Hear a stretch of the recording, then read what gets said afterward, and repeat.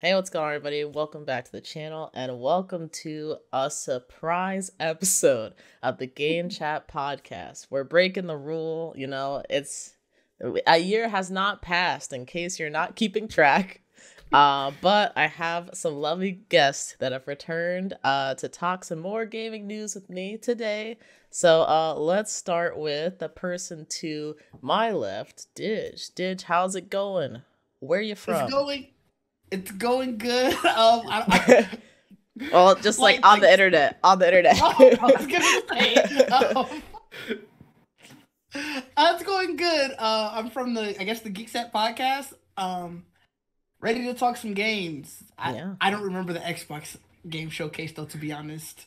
That's fair. Cards on the table. It feels like a long time ago. All right, and below Did you got Mike. What's going on, Mike? What's good, everybody? We're about 11 months earlier than expected, but I'm happy to be here. I, too, do not remember a single thing from this Xbox show, but thankfully, I've got my notes here to try and jog my memory from what happened a month ago. The Xbox slander. Zelda. We're here for Zelda. We are here for Zelda. I can get behind that. And last but not least, Trayvon. How's it going, Trayvon? Happy to be here. You're kind of getting me want to, get into this Zelda thing you keep talking about. Apparently you love it so much, so maybe I'll try. This Zelda thing. I played Zelda. I'll try to trigger her a little bit, but it's not. I was gonna say this Zelda thing. I know.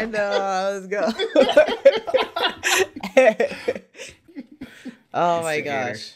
But yeah, I thought about it and I'm like, I don't really want to talk gaming news until the big three have like at least given us their presentations for probably the first 3-4 months, and then we'll hear something again near June.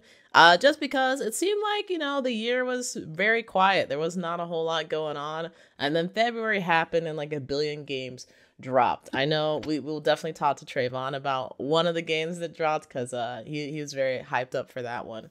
But before we get to that, before we get to that though, I put gaming news vibe check because I'm gonna go down a list of some of the things that were revealed during these 3 different showcases, and you guys just stop me whenever you want to like expound upon something further, or you're like, oh wait, what is this, like what is going on with that? So just let me know. But the Xbox Developer Direct, Xbox was first for once in terms of like giving their direct and telling the world what they have, at least for like the first 3-4 months. They started out with Minecraft Legends, which is slowly becoming maybe like my sleeper game of the year. I don't know. Like the more I see of it, the more I'm like, you know what? It's kind of cool. I kind of like it. And I really liked Minecraft Dungeons, so I don't know, you put Minecraft in something, it's bound to be a hit. So maybe we'll check that out. It's supposed to be coming to Game Pass. So it'll definitely be on Xbox One and Xbox Series X and S, as well as PC. But it's also going to be coming to Switch, PS4, and PS5. We also had Forza Motorsport, which is going to be coming to Xbox Series X and S and PC, because they're trying to go like high fidelity, like everything's pretty with that game. So it's definitely not going to be coming to last gen, and we still don't know when that's going to be coming out. So hopefully we'll get an update later in the year. Also, Starfield was not in this presentation, and they're supposed to have like their own presentation for that game in the near future, ? So I don't know. I still think that game's gonna get pushed. Yeah. That's the frustrating part, is that this is the one thing, just full disclosure, this is the one thing on this Xbox list I legitimately care about. And it's gonna get delayed. We already know. See, that would be pretty bad if they delayed it, I feel like, because I think it's already been delayed 2 times, and at this point, like it's just looking like it could be trouble development. Like I don't know. And for me personally, like I'm not even invested in this game. Like I looked at it and I was like, it doesn't really look like my thing. But I'm still definitely gonna cover it and like let the people know what's going on with it. But even now, I'm like, you guys, you might have to join me and just like put your expectations away with this one, because I don't know. It's just seeming like it's not going anywhere. Oh, say that again, Didge? I think it was delayed more than twice. Didn't it get announced like in 2017, 2018? There's no way that was just one delay. Mike, you are muted. A new big thing, right? Sorry. I was just saying, yeah, it's been delayed a lot. To be fair, there was a pandemic. A lot of things got delayed a lot. But like, that is fair. Anything after 2024, no more excuses. Because that means you started development during the pandemic. You know what you were getting yourself into. Yeah. I agree with that. Even now, like when they like unrelated note, but like I joined Mike for the Amateur Otaku podcast, and we talk about like Nier and like all these other anime that got delayed. And I'm like, and they all said for COVID reasons. And I'm like, at this point, are we really delaying for COVID? I don't know. Like, even though I fully believe that COVID is still out there and it's definitely still affecting people, but as far as like the world goes, like it's pretty much back to full operations, whether we like it or not. So I don't know if COVID is a valid thing to throw out there, but sure, COVID. Yeah, we'll mark it up to COVID. COVID. Everybody's tested by now. Yeah, I was just gonna say, like, people have their workflow, like their work from home workflows, all of that by now. Right. Yeah. So I really don't know what's going on with Starfield, and I don't know. I definitely see the hype for it dying down, and especially since it was missing from the showcase. So hopefully we'll hear something that'll help the Starfield fans hold on a little bit longer, because as a Zelda fan myself, I definitely understand the pain that they're going through with waiting 6 years for the next one. But this is kind of on that topic. It's my issue with just a lot of media in general. You guys announce things way too early. You should announce these projects when you're halfway through development. Like, even when we're talking Marvel movies on GVN, right? Maybe announce the Marvels right, like, as you're already shooting it. No, I'm just saying, like, to make the point, the movie's been delayed like 2 or 3 times now. Yeah. What if you announced it and then you released it 6 months later? How about that? As opposed to announcing these movies and these games years in advance, and then things happen and they keep getting pushed back because this game, like you were saying, hype is dying. And I think it's because people are losing interest. I've been waiting 3-4 years for this game, and why should I care anymore? I'm just gonna go and play any other first person shooter at this point. Right. That's what I got really excited about Wonder Woman when they did that quick little announcement for. Bro, we still haven't seen that game. I forgot about that game. Nothing but that one teaser. And Indiana Jones. They still haven't shown anything from Indiana Jones. But speaking of Bethesda games and like not putting so much marketing behind things, but still having a tremendous hype, kind of skipping down the list, Hi-Fi Rush was shadow dropped, being announced and then released on the same day as the Xbox Developer Direct, and it like blew up, had a bunch of tremendous success. So it's out now on Xbox Series X and S and PC, and it's on Game Pass. So this is actually a really great game that I finished maybe a week or so ago, and I'm still like going through and playing some of the different levels and seeing like little secrets and stuff, which I usually never do. Like, once I see the credits, I'm like, all right, that was a fun experience, on to the next. But this one, I'm like, I gotta hang on a little bit more, since it's only like 8 or 10 hours, depending on like how thorough you are with searching through different levels. Okay. Yeah, it's fairly short. But it is so much fun, and a lot of people are saying Game of the Year contender already, and I definitely agree. I would put it up there for Game of the Year. It's a lot of fun. Yeah, so this is definitely like the crown jewel of this direct is Hi-Fi Rush. But something else that a lot of people were excited for that we got to see and extended look at is Redfall. And Redfall, actually, they put a release date on it. It's coming out May 2nd. And it's going to be launching on Game Pass for Xbox Series X and S and PC.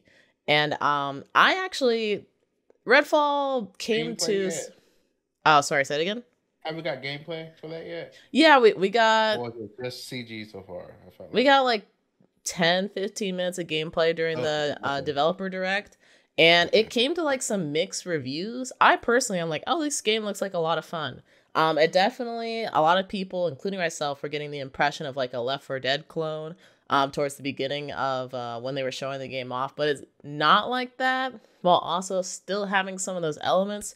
There's definitely there's 4-player co-op, but you guys are essentially like running around this map, kind of not necessarily open world, or fully open, I should say, but open to some extent. I actually have written down Redfall's description based on like what they have on the website. So Redfall's open world, I would put that in quotes, co-op FPS from Arcane Austin, the award-winning team behind Prey and Dishonored, two very great games, and it is a story-driven action shooter. So I saw that the multiplayer was untethered. So, like, you don't have to necessarily be right by each other, which sounds really cool. Yeah, it sounds, I mean, I like, whenever they do that in games, I remember the first time being, for me, it was Lego Harry Potter. That was the first Lego game where you could be untethered and you could be, like, 2 different locations in the freaking campus of Hogwarts. And you wouldn't have to worry about, like, oh, you're pulling me this way. Like, I want to go look at this. Because I really like to be thorough and, like, explore things. And my brother's like, I just want to get to the next thing. Like, I don't care about this. Like, let me just get to the next objective. So that was great. Gotham Knights is too, right? Isn't Gotham Knights like that? Yeah, Gotham Knights is like that, which is something else I did like about the game. It should have also been 4-player co-op, in my opinion, but you know, that's a whole nother can of worms. It is now, right? I think that like with a patch or an update, they get up into 4-player. I know they have a game mode, like something Assault. I forget what it is. Something Assault is like a 4-player co-op game mode, but it's kind of like a not boss rush, but you go through like a bunch of different levels where you're fighting enemies until you like reach a boss at the end, I think. But I don't know if it's integrated into the campaign. Yeah. I think it's a mode because it does say 4-player game mode. Yeah. So I remember because when the game launched, they said 4-player co-op is coming. So that means they were trying to pull one over. They meant that co-op mode, whatever heroic assault. That's the thing though. They didn't say 4-player game mode. They said 4-player co-op and just left it there. Like that's another reason why, because they knew that's what's gonna get the clicks. Like, oh, this is what I was looking for. Yay! I hate this game so much. Yeah, it's rough.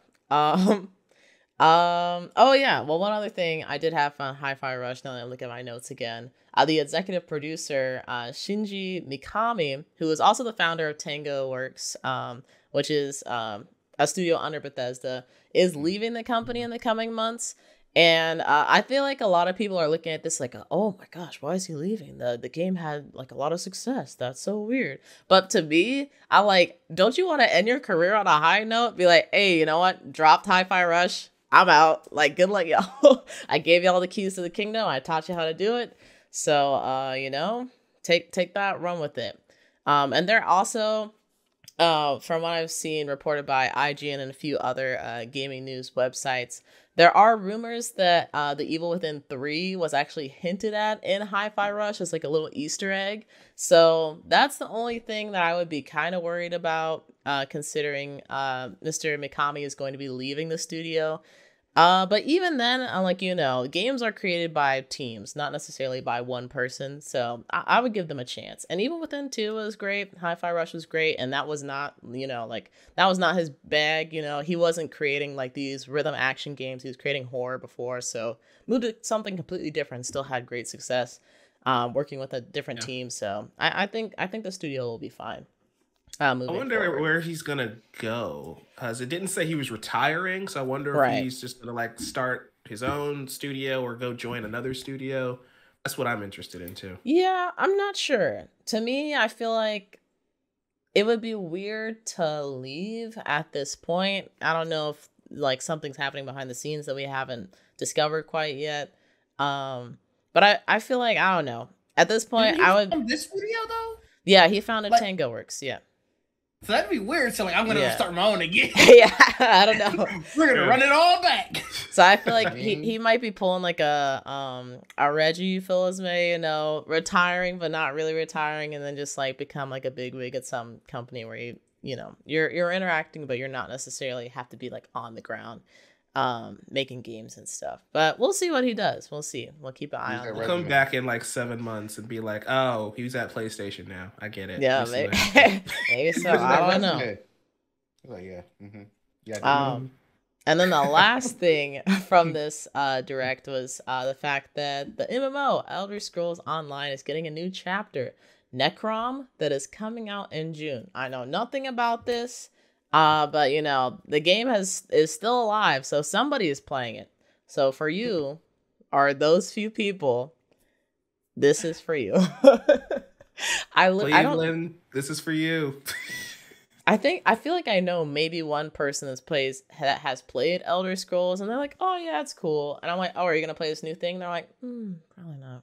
I'm like, "Okay, all right, good to know." Yikes. I mean, I don't think they think it's bad. It's just like, you know, how long can you play the same game for? Like, they're still trying to push like other, you know, we're gonna move on from that. Next big conference that we had, which I feel like is the biggest of the three we have to talk about today, is the Nintendo Direct. There's a whole lot of stuff. You will for that. I might just, well. I was gonna say that was there's no bias there at all. Yeah, am I wrong though? Before we fully move on though, can we just Xbox, please get an original name for your conference. Xbox Developer Direct. No. You know, I kind of liked it. I kind of, you know, it gave me expectation because I'm like, oh, it's gonna be straightforward. You know, we're just gonna, you know, I mean, I like it. You bite off Nintendo. I thought they were the Xbox Showcase. I don't know what happened to that name. So Xbox came out and said that they're still going to do Xbox showcases and things like that. But they're also going to try and integrate more like developer directs, so that way the developers can directly talk to the players, consumers, whoever, shareholders. And it could just be an Xbox Developer Showcase. See, like Xbox Developer Window. I don't know. There you go. That's what we're in. See, in my personal opinion, I feel like the developer direct was much better than some of the things I've seen in recent years from Xbox as far as their showcases, because they'll have like, I love listening to the devs, but then they'll get into interviews and it'll be kind of structured but not structured at the same time, and they sometimes don't really have notes on what they want to say. And I understand, you know, speaking in public is a challenge. So no fault to them. But as especially someone who has to watch a lot of these, yeah. But as someone who has to watch a lot of these, I definitely prefer the Nintendo style things, being very straightforward. Here's a game, here's a trailer, here's some information about it, and here's some gameplay. And I think adding that element of being able to see the developers and their excitement about a game and like, oh, we spent time testing this mechanic and we found this thing, and this thing. So like when you guys play, you can try and implement that, or you can like make up your own style. I really liked being able to see that, and it definitely put some faces to some names that I know a lot of people on the internet definitely love to just like throw shade at and hate and act like they're not real people. But clearly we see like there are people behind these things. So that's one of the things I really liked about it. I do like, as a lot of more games are doing that with their Twitch. I play Warframe a lot, and I think like every so often they'll do a dev stream where, you know, they sit with the developers, and while they're playing the game, they're literally talking to developers while it's going through. So you will hear them get really excited about a part that they may have developed and everything. The name still is kind of weak. I agree with Mike. You could have did developer showcase. Avalanche has been doing that too with Hogwarts. Yeah.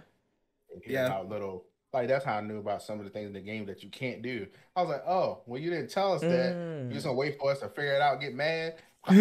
Like, get in there. I love when they do the Twitch stuff though, because it's interactive. Like the Overwatch devs had a stream about the new patch and updates, and they basically kind of broke Mercy, and the entire chat was like, "Yo, why did you ruin Mercy?" And there's like, well, you see, well, she was kind of a little OP," and it's like, okay, it's kind of funny seeing them get called out and get flustered by the chat. That is pretty funny. You know, you have to be ready for Twitch chat, because sometimes Twitch chat will be chill and then they'll be on a whole nother level. So I feel for them on that, but I feel like they have fun overall. Like, I don't know if they have that many opportunities to interact with their fans or their players outside of like PAX and E3 and like these big gaming events. So I think it's cool that they get to reach out and talk to their communities a bit more. I honestly wonder how, like, I see Insomniac is always playing Ratchet and Clank. Yeah. I'm like, I want to have their chat looks. When am I popping there just to see what it looks like? Where's Spider-Man? Where's Wolverine? You know what's funny? So Insomniac has had some like they've been recently doing like a interview / job application series, I guess, because they had their internships open up, so they're giving advice on that and the application, and then they were giving advice on once the application's closed and stuff, just like getting into the game industry and how like everybody got to where they are. And even in those streams where they're like, we are not going to be talking about games, we're just going to be talking about game industry and like how to get a job and all of that, people are still like, so when's Wolverine going to come out? When's the next Spider-Man showcase? It's like, we're all just Trayvon. If I was in there, it would be me. Yeah. And it's like, it's to be expected, but they're not going to answer the question. They are not going to address it at all. Nothing will ever be as bad as when Kevin Conroy, God rest his soul, passed away. And James Gunn tweeted, "Rest in peace, Batman." All the comments are, "Restore the Snyderverse, restore the Snyderverse." Oh, it's like, awful. That's the one tweet you don't do that on, guys. That's the one tweet you don't do that on. I'm sorry. Damn, they must not have. I don't know if they read it. I hope they did. There's no boundaries. There's no. Ruthless. You might as well online. There's none. No. Mm-hmm. Yeah. No. Unfortunately. Oh my gosh, but I guess moving on to some lighter notes. The Nintendo Direct happened. There was a lot that was showcased. I'm gonna blaze through it. Stop me if you want to talk about something else. But first off, we had Pikmin 4. We got a little bit more gameplay on that. And in my opinion, nothing groundbreaking or really crazy. It was Pikmin. It was Pikmin. Still fun, but it was Pikmin. Some Pikmin fans gonna be upset with you. I'm sorry. I'm sorry. But listen, I someone's day with that. I do think it looks fun. I tried out Pikmin 3. I'm like, oh, I see why people love this game. But it was Pikmin. And it's going to be releasing on July 21st. We also have Samba de Amigo Party Central, which is going to be releasing June 30th on Nintendo Switch, which is supposed to be like, I guess, a cult classic rhythm game revival. So, I mean, have fun with that, y'all. So I was listening to a podcast where people were talking about it, and apparently the game used to come with maracas that you could play with. And I'm like, you know what? If I could do that, I would be hype about the game too. I would be hype. I'm Googling this. Is this something to come with maracas? Probably not. No, they're just going to make use the Joy-Cons. Yeah, I'm not going to lie. It's probably not coming with maracas. But the old games did used to come with maracas. Then we also have... Donkey Kong came with bongos? Yes, I do. I wanted some so bad. I used to watch... There were videos of like Dashi playing with them. I'm like, damn, I want that. I want that for me. I'm buying this. I love how you went from "you lost me" to "I'm buying this. Yeah. Well, all right. Next time we meet up, you'll have to let me know how it is. But then we also have Dead Cells Return to Castlevania DLC, which is coming to Nintendo Switch on March 6th. We have Capcom Ghost Trick Phantom Detective, which is a re-release of a 2010 adventure game. And the date is to be determined, but they say it's going to come out this year. It's coming to PS4, PS5, Xbox One, Xbox Series X and S, the Switch, and Steam. This is supposed to be a big surprise since the Ghost Trick series has not been seen for quite some time, I guess. And it's kind of, I guess, along the lines of Ace Attorney, kind of that kind of feel, which if it is, I am definitely invested. So I will be checking this out when it comes out. Were you an Ace Attorney fan? Yeah, I really like Ace Attorney. I've never played it. I only know the Ace Attorney bot on Twitter. I've played through the first... that is pretty hilarious. I played through the first couple games, and then my friend actually bought me the Great Ace Attorney series for Christmas, so I have to get through that. But I've seen all of that on YouTube, and I'm like, this is excellent. This is great. I'm big on like mysteries / No, yeah, I guess like mystery / detective games. So Ace Attorney is right up my alley, even though I don't know why he's doing all that stuff as an attorney. But I love it. So I'm not gonna question it. Mario's a plumber. Mario, that's also he true. is a plumber. And he don't be doing a lot of plumbing. Bayonetta Origins Cereza and the Lost Demon is coming out the 17th of March of this year, 2023. And the Splatoon 3 expansion pass of paid DLC will come with 2 waves of content. The first of which being adding Inkopolis, which is a location from the original Splatoon. And then the second wave is going to be Side Order, which low-key look like some horror. Like, I don't even know what this... I'm kind of interested to see what this is. And that's going to be coming later, and it's going to be a new single-player campaign that has, like, some weird horror-ish vibes. I don't know. It's a completely different direction than I've seen Splatoon going, and I don't even own Splatoon 3, but I'm like, you know what? Depending on the way that DLC hit, maybe we'll see. Maybe I'll become an owner.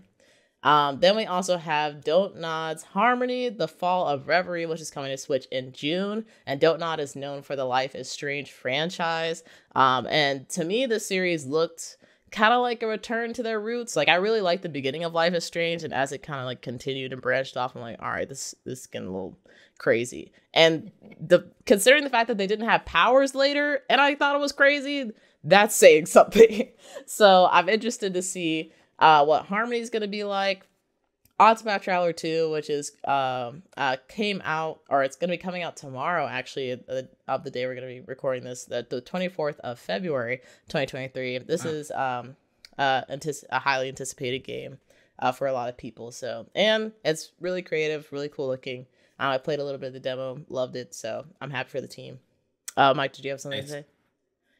No, I was going to say, Octopath Traveler 2 does look great, so I can't wait to check that out.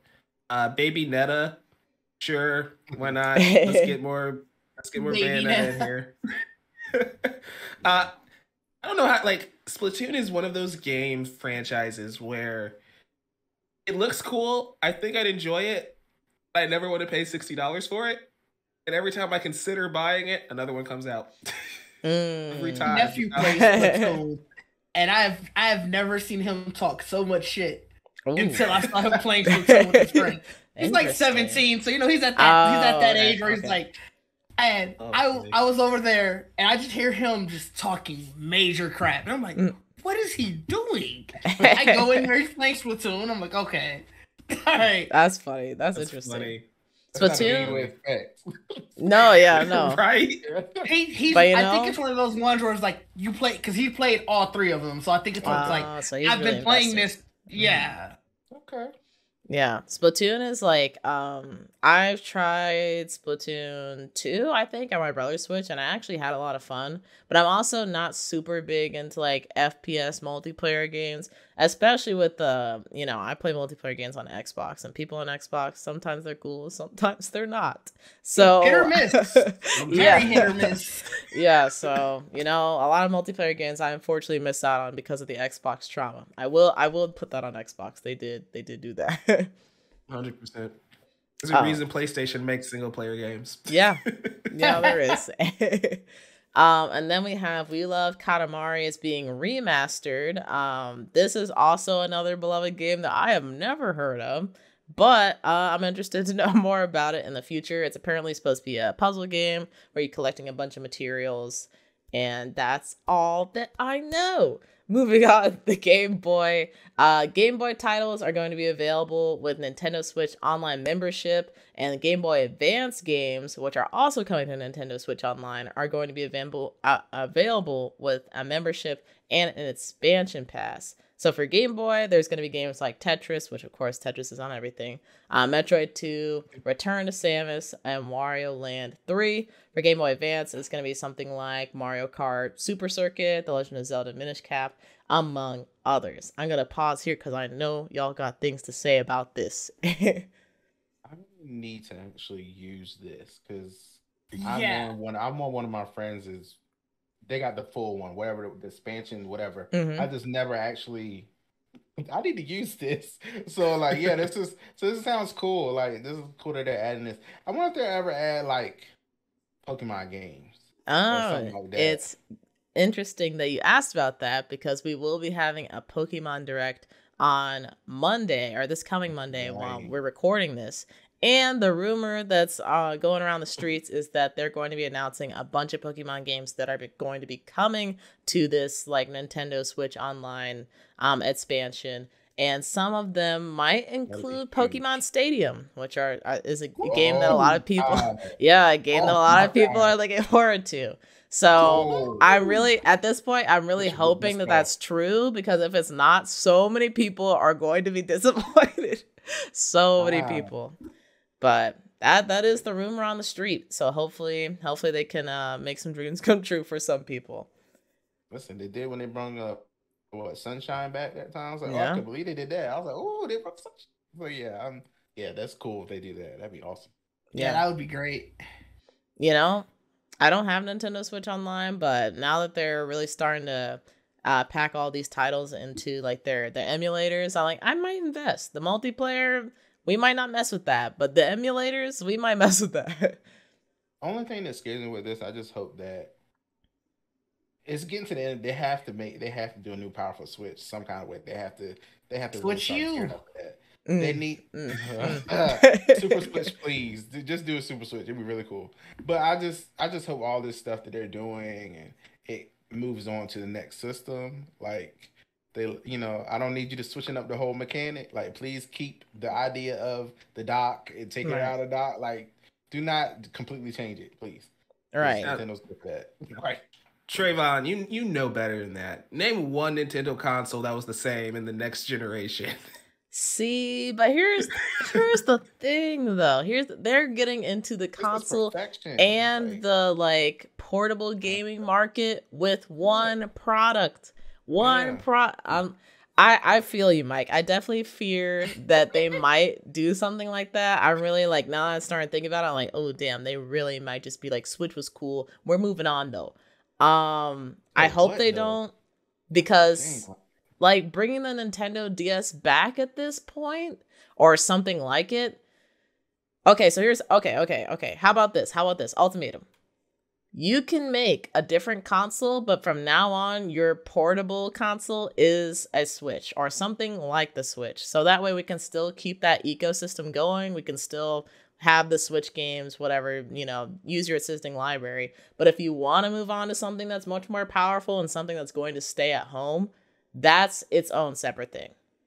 They hear you and they're going to say no. Yeah, they are. They are. I mean, that's just what the Switch Lite is, honestly. So, like, they might already be planting the seeds of the Switch Lite can't dock. And so that might be where they go with that. Because when they announced that, I'm like, why would you make a version of the console that can't dock? What's the point of that? It's not a Switch. It can't dock. You like it's a Switch Lite. But it doesn't switch at all. It doesn't switch. Nah. She's got a point. Like that was the whole point of it calling Switch. You could do the dock and take it out. And I was like, what's the point? That's why it's light. That's true. I don't know. Even the freaking logo goes snap because you're snapping the Joy-Cons. Right. You can't even do that anymore. You're just like hitting the console at that point. Like Switch Lite. Like, I don't know.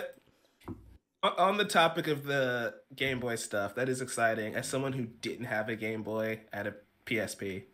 But I didn't have a Game Boy. Let me tell you, PSP me and my Game Boy went everywhere. Mm-hmm. Never had a PSP. So same. Hey. Yeah. So getting the chance, like all the entire library, those are new games for me. Those are just free new games. So that's exciting. And since it is a Switch and it's portable, I can still have the experience of I have all these amazing games on the go. Okay. That's great. I'm really excited for it. Hopefully, again, like you were saying, Trayvon, hopefully I can continue playing these in whatever next iteration of this console's gonna be. Because I feel confident about. I have so many games that I had Virtual Console on the Wii are just gone now because none of that stuff ports over to the Switch. Yeah. I admire your confidence because I mean, I just hope they know what they have in their hands. Like, it's doing well. Like, we just want something more powerful so it can play these. Like, once you get the big games, like, we want to see, like, it'd be cool to have the big games portable, right? Like ESP and stuff back then. Especially with the Steam Deck, right? Yeah.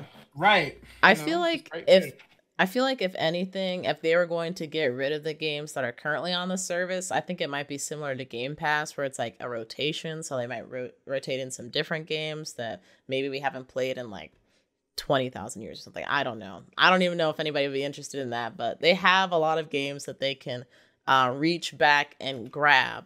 And then maybe at some point it's like, oh, you guys really love this game, so we're bringing it back to the service, which is kind of a little bit of what they're doing now.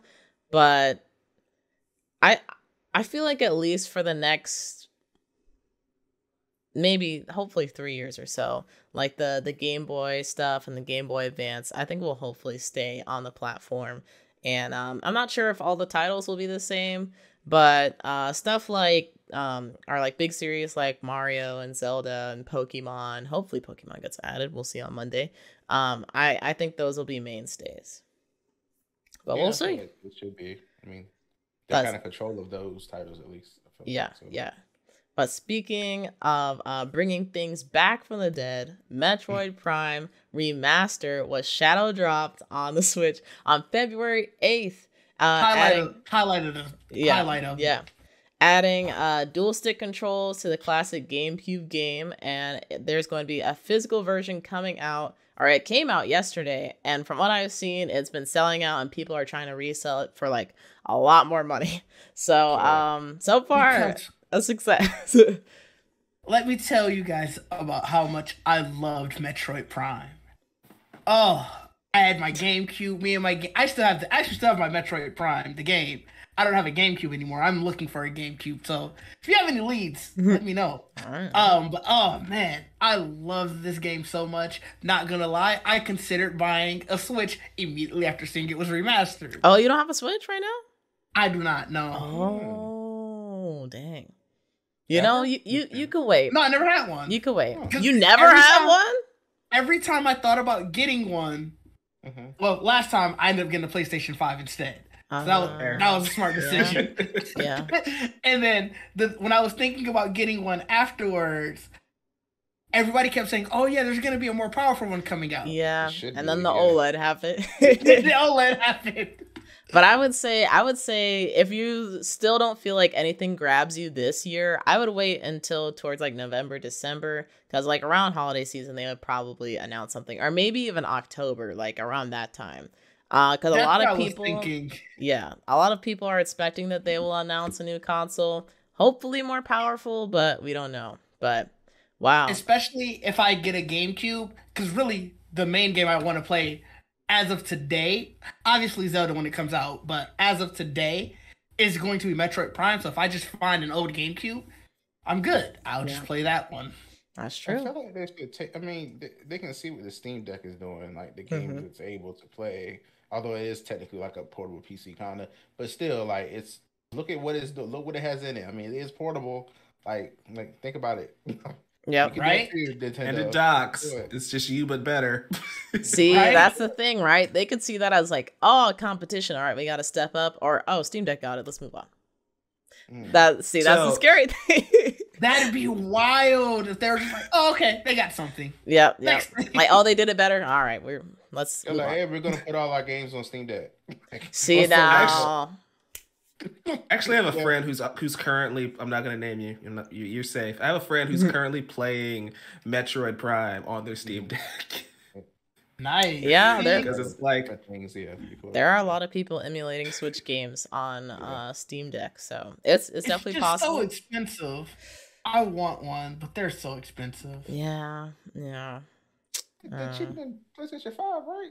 No, the base model is, but the one that you want that has like an SSD is like $530. Okay. Better off getting a Steam Deck and then just installing your own SSD. Honestly. Can you do that with the base one? Can you do that? Yeah. Oh, yes, you can. Oh, Mike, you might have just changed something. See, now he's getting Samba de Amigos on the Steam Deck now. Yeah, so you can get a 64 gig for $399. You could just get your own SSD, and then there's like a tutorial. At home. Yeah. There's a tutorial on YouTube that shows you how to do it, and so you're good. Yeah. I might be doing that. Okay. Dope. But to round us off with the Nintendo Direct, a new Professor Layton game is in the works. They did not release a release date. The only information that we have so far is the title, Professor Layton and the New World of Steam. Apparently, this is another kind of rival to the Ace Attorney series. I guess Ace Attorney got a lot of people they gotta watch out for, but it's also had like a troubled history, so a lot of the Professor Layton fans are hoping that they can kind of return to form and not have some of the odd stories, I guess, that they had in the past or in the more recent titles. And then, of course, they had to... I remember this moment so vividly when I was watching the Direct. I was really waiting for Zelda, and they start talking about Mario Kart 8 Deluxe DLC. Which, you know, another wave is coming to the Nintendo Switch in the spring, and it's going to include Yoshi's Island and Birdo. Birdo will be there. I'm kind of surprised Birdo wasn't in the game before, but you know what? Good for Birdo. I like Birdo. And then we got maybe 3 minutes of Legend of Zelda Tears of the Kingdom, which is still coming out May 12th. Thank the Lord. Thank the Lord. But we did get some new mechanics that were shown off, like some freaking tracking arrows, or like homing arrows. We got different like sky island puzzles. Link is building cars and freaking like hot air balloons. Like it's Banjo-Kazooie nuts and bolts out here. So I'm excited to see how that is all gonna work. And I really pray to the Lord that they make a demo, because they've kind of been like for like legacy franchises like Kirby, they've been putting out a lot of demos. They've been putting out a lot of demos for, I think, Octopath Traveler, and I think Metroid Dread had a demo as well. So I'm like, you know, keep the demo train rolling. I will play the Tears of the Kingdom demo for Breath of the Wild a certain amount of time. I don't think it did. Wii U, wasn't it? So it was on. So it came out for the Switch, but it also came out for Wii U. Oh, okay. But yeah, I don't believe it had a demo. Not that I could have played it. I did not get a Switch at launch. I was waiting. I got a job for that. I wanted the Odyssey came out to get it. Yeah. Okay. Now there's a game I want. We'll see what happens with that. Oh my gosh. And then you just glossed over Mario Kart 8 Deluxe. How's that game still getting support? Like, I swear that's why I glossed over it. Because I was like, they better be. It's still $60. They better be supporting it. Yeah. Right now, so. I mean, there are rumors that there is a new Mario game in the works. I don't know. I've been kind of confused by the things that I've been reading, because it seems like it may not be a full-fledged game. It may be a full-fledged game. It might be something to like accompany the movie, which a lot of people would think makes a lot of sense. But tie-in Mario game. Who saw that coming? I feel like that's probably not the case, and we probably won't hear about it until like maybe August, September at the earliest. But we'll see with that. Who do I see? I saw some. I forgot where I heard this, but someone was like, "What if they like announce a game and if you pre-order, you get a ticket to the movie or something like that?" Like, like, so it was interesting. Well, I mean, it's kind of cool. They did that some kind of way. Yeah, I mean, especially $70 games worth. Yeah, if they're gonna be charging $70, the 10 goes to the ticket or something. I don't know. I would take that. That's it's better than nothing. Yeah. Better than nothing. But it's a good thing you mentioned the $70 price tag, because the Tears of the Kingdom is going to be $70, and it's the first Nintendo Switch game to do so. Nintendo put out a statement that says this is not going to be the norm. We're just going to do this on a case-by-case basis, which kind of concerns me, because I'm like, well, what does that mean? That's why you need a demo. Yeah, facts. Because they mean the cases are gonna be this case and this case and this case. I'm like, I feel like all the big franchises, I feel like, are probably gonna shoot up to 70, but that means they need to perform well, in my opinion. Like, you guys know how passionate I am about the Tears of the Kingdom and, like, you know, Breath of the Wild game. But if this comes out and it doesn't perform well, I will be first in line with my torch and pitchfork. Like, what the hell, Nintendo? What is this? That scared polishing everybody that with the Pokemon pitchfork. games. It scared everybody. No, Like, don't wait a say minute. that. Don't say that, dude. It's stop. I'm playing the role of chaos today. Nintendo needs to unveil a new Switch as of yesterday, and they still haven't. I don't know. It's like So so, the thing that gives me a little bit of comfort in this is the fact that the games that haven't been performing well, like Game Freak's Pokemon's Scarlet and Violet, and Platinum Games' Bayonetta 3. I'm sure there are others. But these games that are, I guess you could call them third party, they're not inside of Nintendo's umbrella. They're also infamously known for having technical issues. So I'm hoping maybe if we're sticking with Nintendo for Breath of the Wild, like they'll make sure everything's polished and cleaned up. And that might have been what the delays were about in the first place. So I'm really hoping. Didn't know this has to work. Didn't know this has to. Yeah. But the other thing is, they're building off of Breath of the Wild, so I feel like there can't be like that many technical issues added that they can't at least address. I thought Pokemon was under Nintendo's umbrella. So Pokemon is kind of...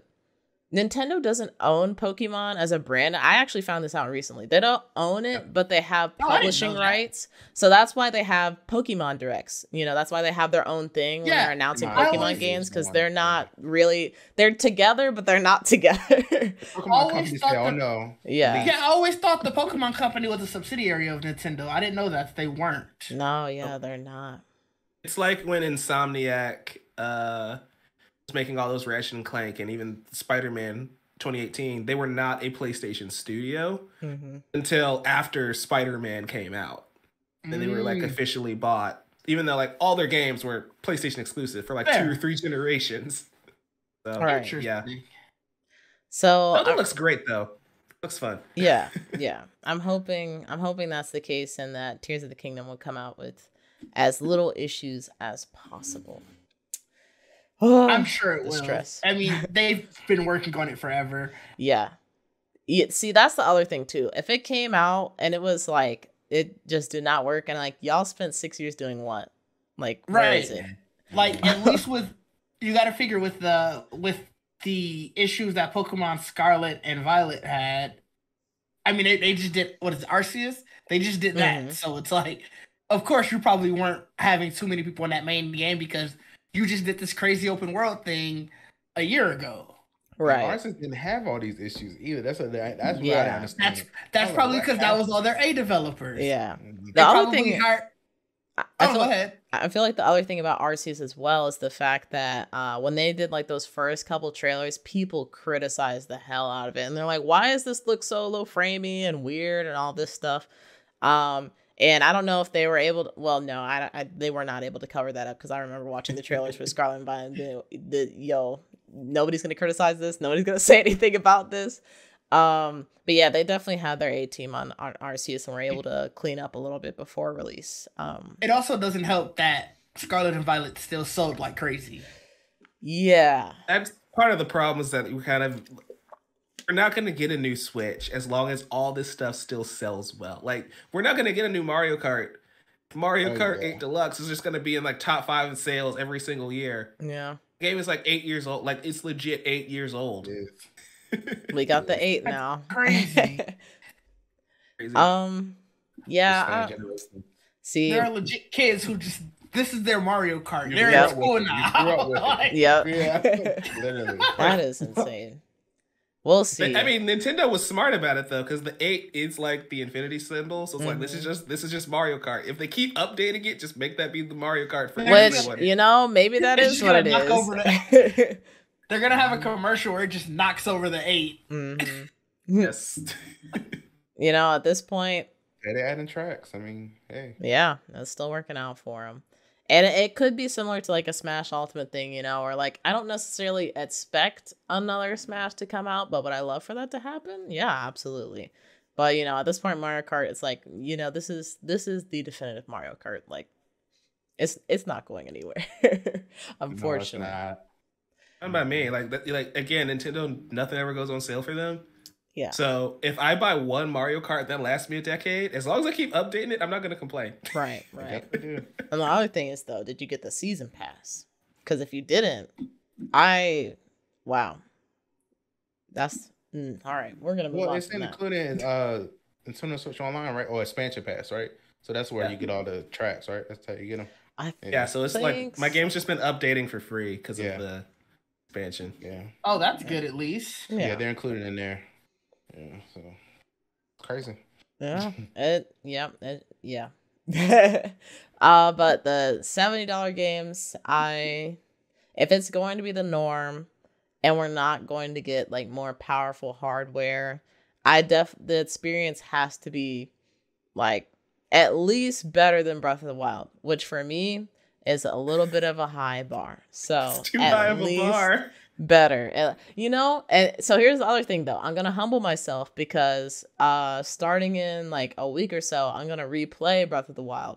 So maybe I hope I don't come out of it being like, damn, this game is not that good. I hope I come out of it like, oh yeah, I'm ready for Tears of the Kingdom, and I'll have like more realistic expectations because after seeing the leaks and just like me thinking about it in my head, I'm like, this will be the best game that has ever touched the face of the planet. When's the last time you played it? Maybe the end of 2018. It's been a long time. Oh, but I played Zelda games in between then, so I've got my Zelda fix. Yeah, I definitely have my rose-tinted glasses on. But listen, the Breath of the Wild did something to me that has never happened before. I got the game, I started playing it, and I woke up in the middle of the night just randomly, and I was like, I'll just play Breath of the Wild for a little bit. I played until like probably 7 or 8 a.m. and my dad walks by like, "What are you doing?" And I'm like, I'm just playing the game. I'm a gamer. He was like, "Oh, okay." I put in the fastest 100 hours that I've ever put in any game on Breath of the Wild. So I really liked it. It's a fun time. Just don't break my weapons next time, please. Like that They're is a pain. Probably still gonna do that, but they do see these. I also follow a lot of Zelda tubers, so I'm hearing from it all the time. They have a new, or what seems to be a new mechanic, since a lot of the monsters have weapons on their heads. So it's possible that maybe some of the weapons that you like, you can just get back from killing these specific mobs. Which is not necessarily like it won't break on you, but then there's also a rumor that the weapons will break, but it's not like they dissolve. It's just you need to fix them with something else. So I don't know. See, now it's too many theories and stuff going out. Nintendo needs to give us the information so we can just, put a even bar down.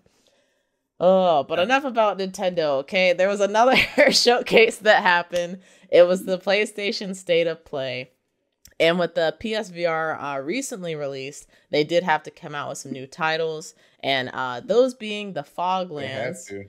They did. They really did. There was not a lot out there. But those being the Foglands, survival game, Green Hell, futuristic FPS synapse, space role-playing game, Journey to Foundation, and the award-winning Before Your Eyes, which I believe I got this kind of synopsis from Polygon, so shout out to Polygon for that. And then there's also, after we got past the VR section, which it seemed like, I don't know, I had some lukewarm opinions, I guess, in my chat when I was like, one of them. It's just because you're thinking like this thing is too expensive. It is. And for me, it's pricey. the cable that's connected. And I was like, no. That's what I wanted to check. I don't even know how much it is. I wanted to see the price. It's like it costs more than a PS5. Yeah, it's like $600 or $700. Oh, okay. Yeah.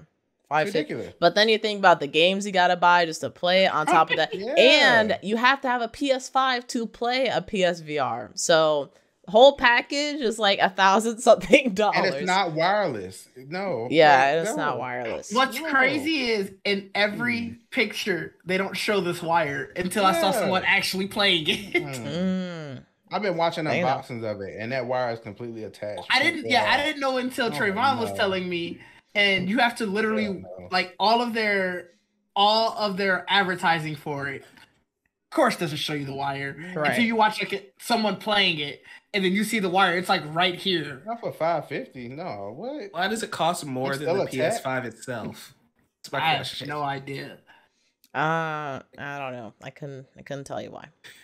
Not gonna lie though, the Horizon Call of the Mountain looks beautiful. It does. And from what I've been hearing, like the display on it looks really crisp. It looks a lot better than the original PSVR, which is always what you hope for with a new like iteration of a piece of hardware.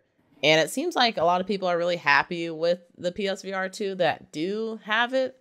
But that is not a lot of people though. Right. So a lot of creators that got it sent to them. Yeah. That is true. Shout out to the influencers. Yeah. Look, if you could play regular games with it and it's just VR mode, it would be great. That's my Why can't you? You can't do that?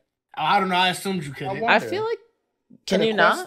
The question stuff you can do regular stuff and like and it'll just look like it's just watching it right here. Yeah. Like if you watch, like so you can do all the stuff with it. I've never heard of a PlayStation VR doing that. I feel like every time Digit's on the podcast, he's just spinning, buddy. Open it up as well. Oh, not at all. Right. The Quest, though, you were like, a Quest, okay. His wish list I'm grows. gonna look into that one. Oh, it's definitely on my list now. Mm-hmm. Nice. PSVR it's a strange sell because PlayStation's audience, console gamers. Yeah. Right. And like they're first person narrative games. That's what PlayStation is known for. That's what we come to play. Right. All of the VR games are like it's a shooter, it's an adventure game, and it's like these aren't PlayStation games. Like Horizon might be the only one that feels like it is actually something I would play. Spider-Man, like right. Like I don't know. I would throw up if I played Spider-Man in VR. No, I could not do that.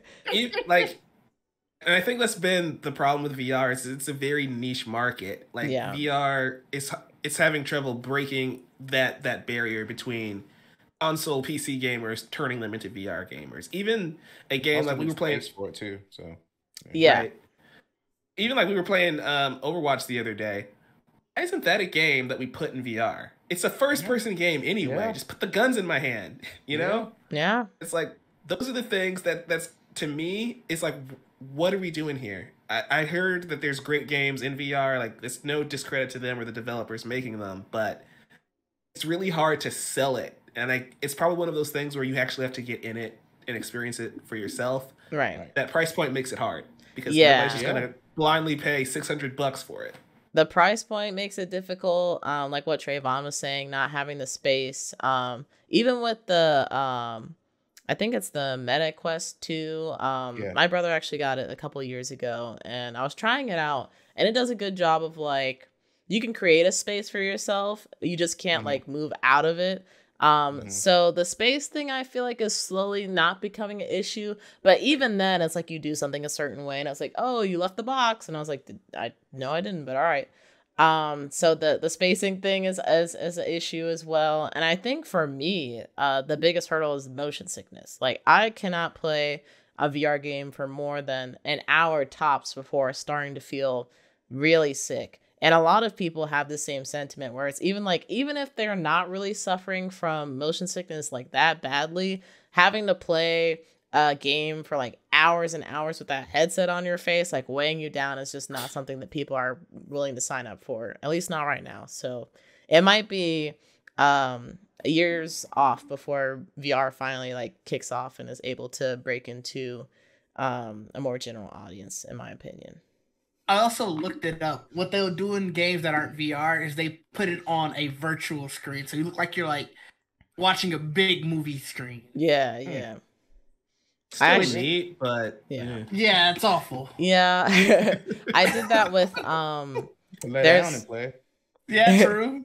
I mean, the what Samsung phone was it? I forget. There was like Samsung used to, and I don't know if this was just specifically for Verizon, but they used to give out like little Oculus headsets that you could plug your phone into. Oh yeah, I had remember Google used to do that with the cardboard VR headset too. Yeah. Still have a cardboard. Nintendo was trying to do that for a little bit, I think, with the They did. what was it called? Switch screen. Yeah. I don't know. Oh no, well, not that, but like the definitely card. Oh wait, you know what? It was the cardboard part that made me think of the Nintendo stuff. They were not trying to break into VR. Never mind. I cancel that. I was gonna say having a Switch here is definitely heavy. But they're trying to get you to build like little pieces around the Switch so you could like do little games, which like in theory cool, so weird. But Sure. yeah. But yeah, I don't. We'll see what happens with PSVR. It was funny because like they set, I guess, an unrealistic goal for themselves and like ordered a lot of product for PSVR 2, and then immediately after that there were rumors like, yeah, PlayStation decided we're gonna lower the goal a bit, and then they, to the point where like so many people were talking about it, PlayStation actually came out and said like, all right, listen, we did not change our production goals, all right, we're still gonna produce the same amount of PSVRs. But they said nothing about their sales goals, so I think they did lower their sales goals quite a bit, especially considering yeah. Especially considering the fact you have to have a PS5 to have it, and PS5s are just now becoming not scarce and more available. So I don't know. We'll see what happens with it. It's definitely not going to be something for me. Them together on the check on one bill. Ooh, yeah, all right. That's a game? No. They come with free games. That's another thing. Like, do you have to pay $60? I'm pretty sure. Yeah, you do. There are some games that you probably don't. But I've seen a box with the Horizon on it, so I'm assuming it might be a bundle. Maybe, yeah. So. I need a couple games in there to make that investment. Oh, these games. One of the games I just saw was only $40, if that helps, but it's still $40 for the game. Not 7 days, so I can't complain, I guess. Yeah. I don't know. VR is a much bigger investment, I guess. Like gaming is already a very expensive hobby, and then to try and move into VR, it's a tough sell. It's a tough sell. Yeah. But you know, speaking of no, this is not related, but Destiny 2, it's got its fan trade. Lightfall is launching next week. The official release date is February 28th on all platforms. I talked with Dig a little bit about Destiny while we were watching the direct, and I asked anybody in the chat play Destiny. Dig is like, I do, and I'm like, oh, okay. And I'm like, you gonna play this? Like, I don't know, maybe not. I still have to play. What is it? I think it was Beyond Light, and then I think after that was Witch Queen. I still have to play both of those. So. I've heard a lot about Witch Queen. Witch Queen is supposed to be. I heard it too, and it made me interested. But then I found out, I was like, oh, it's not what I thought. Okay. Is it because it was the Witch Queen? Yeah, I was like, what's that? I love Trayvon. It's like you just put witch in the title, and you got him like, what is it? He's very on. Destiny is a lot of fun. You for sure have to have friends that play it, and a lot of my friends who I used to play Destiny with, I think they took like so long between one of the expansion packs. We all started playing different stuff, and now none of us all have it anymore. So we're like, yeah, we should get back into it. Yeah, we just gotta go pick up such and such, and so it's sort of like that. Okay. Yeah, that sucks. In a way, I kind of want to support it because it's Bungie, and I know Bungie makes really solid like FPSs. But at the same time, I tried Destiny 1. I tried a little bit of Destiny 2, and I was like, that's all right. It wasn't bad, but it wasn't like something that was drawing me back to it. So I'm like, I'll just move on. There are other games. But speaking of other games, we have Chia is launching on PS Plus on March 21st, and it's going to be a day one release. So that's good. You know, talking about New Caledonia, a place that not a lot of people know about. I actually learned about it in college because there was a lady who was an exchange student. She was like, yeah, I'm from New Caledonia. I'm like, where the hell is that? And so, you know, I learned a little about it. So that's cool that more people will get to know more about that. We also have Humanity, which honestly was kind of the highlight of my state of play a little bit.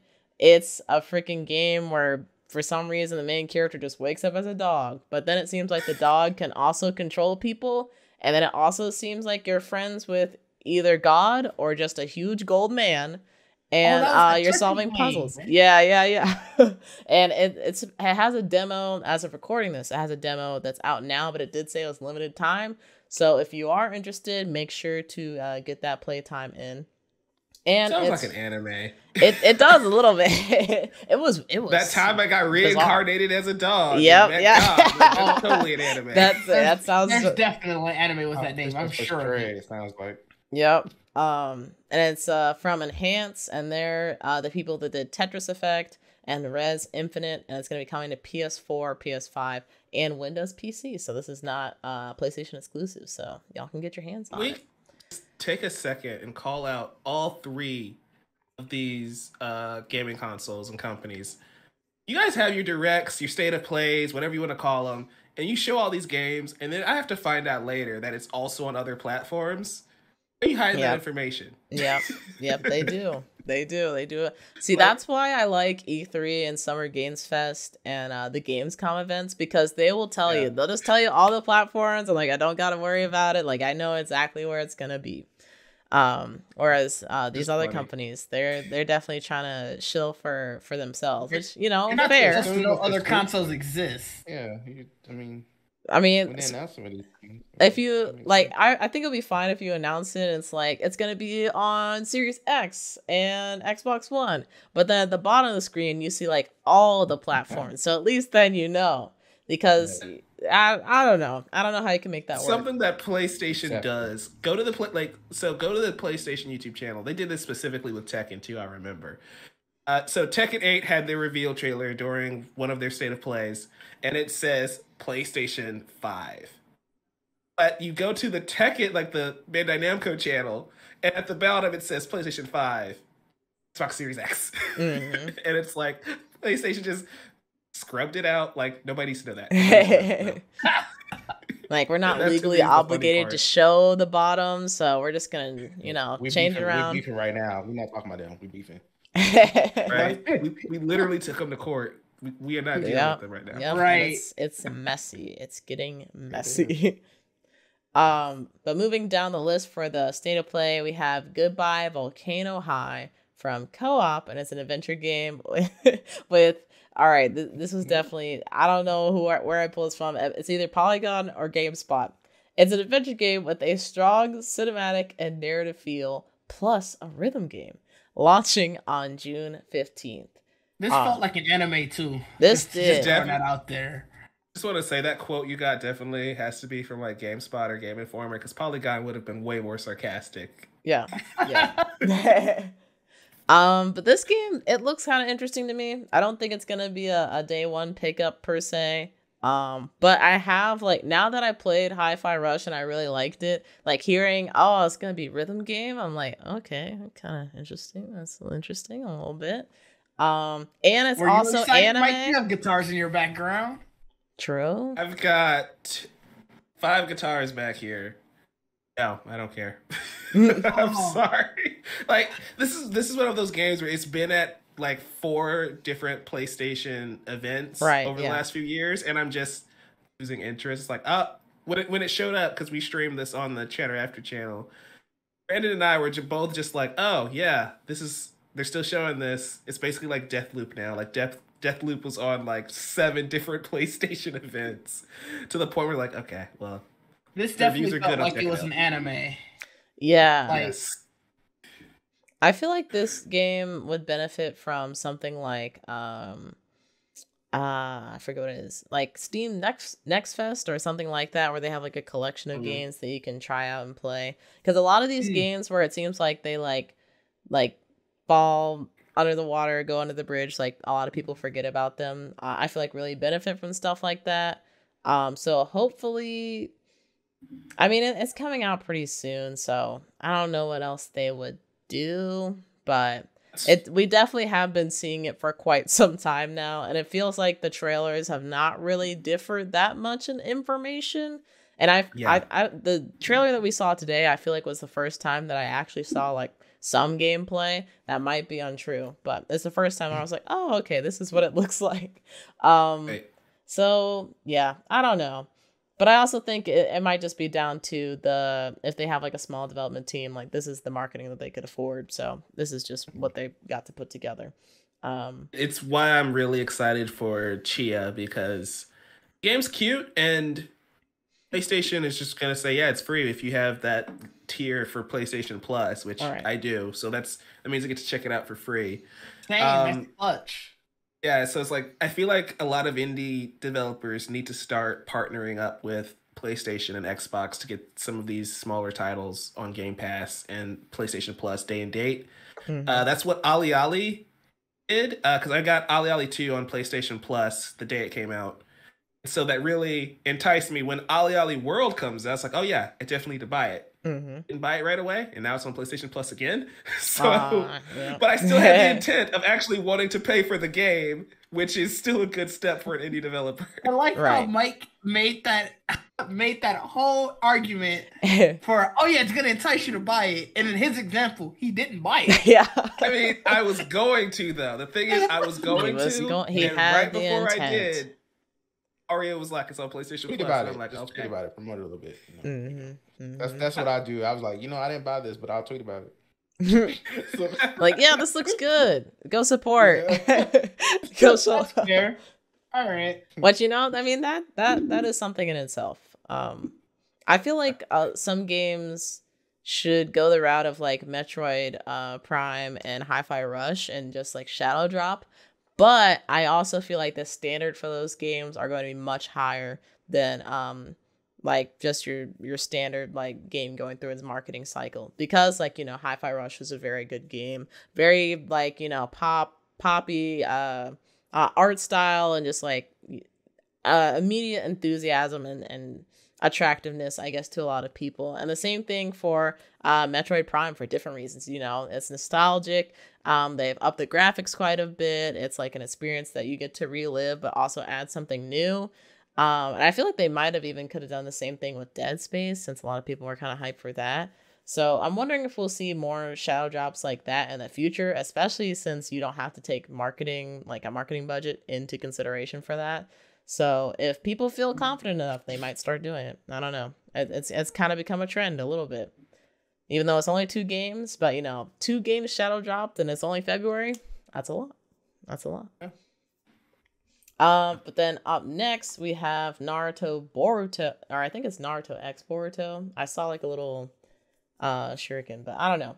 Naruto X Boruto Ultimate Ninja Storm Connections was announced today. Which I personally am not that hyped for, because I just bought Naruto Ninja Storm 4 like last year. And so a lot of the content, I'm like, I've experienced this before, but I'm happy for people that have never experienced before, or like have never taken the plunge of buying the game, that now they can. And like they're expanding a little bit on Boruto's story, and Boruto's he's the new guy. He's the new, he needs more support. So new Zabaki. Yeah. What do you guys think about this? I know you were talking about it a little bit earlier.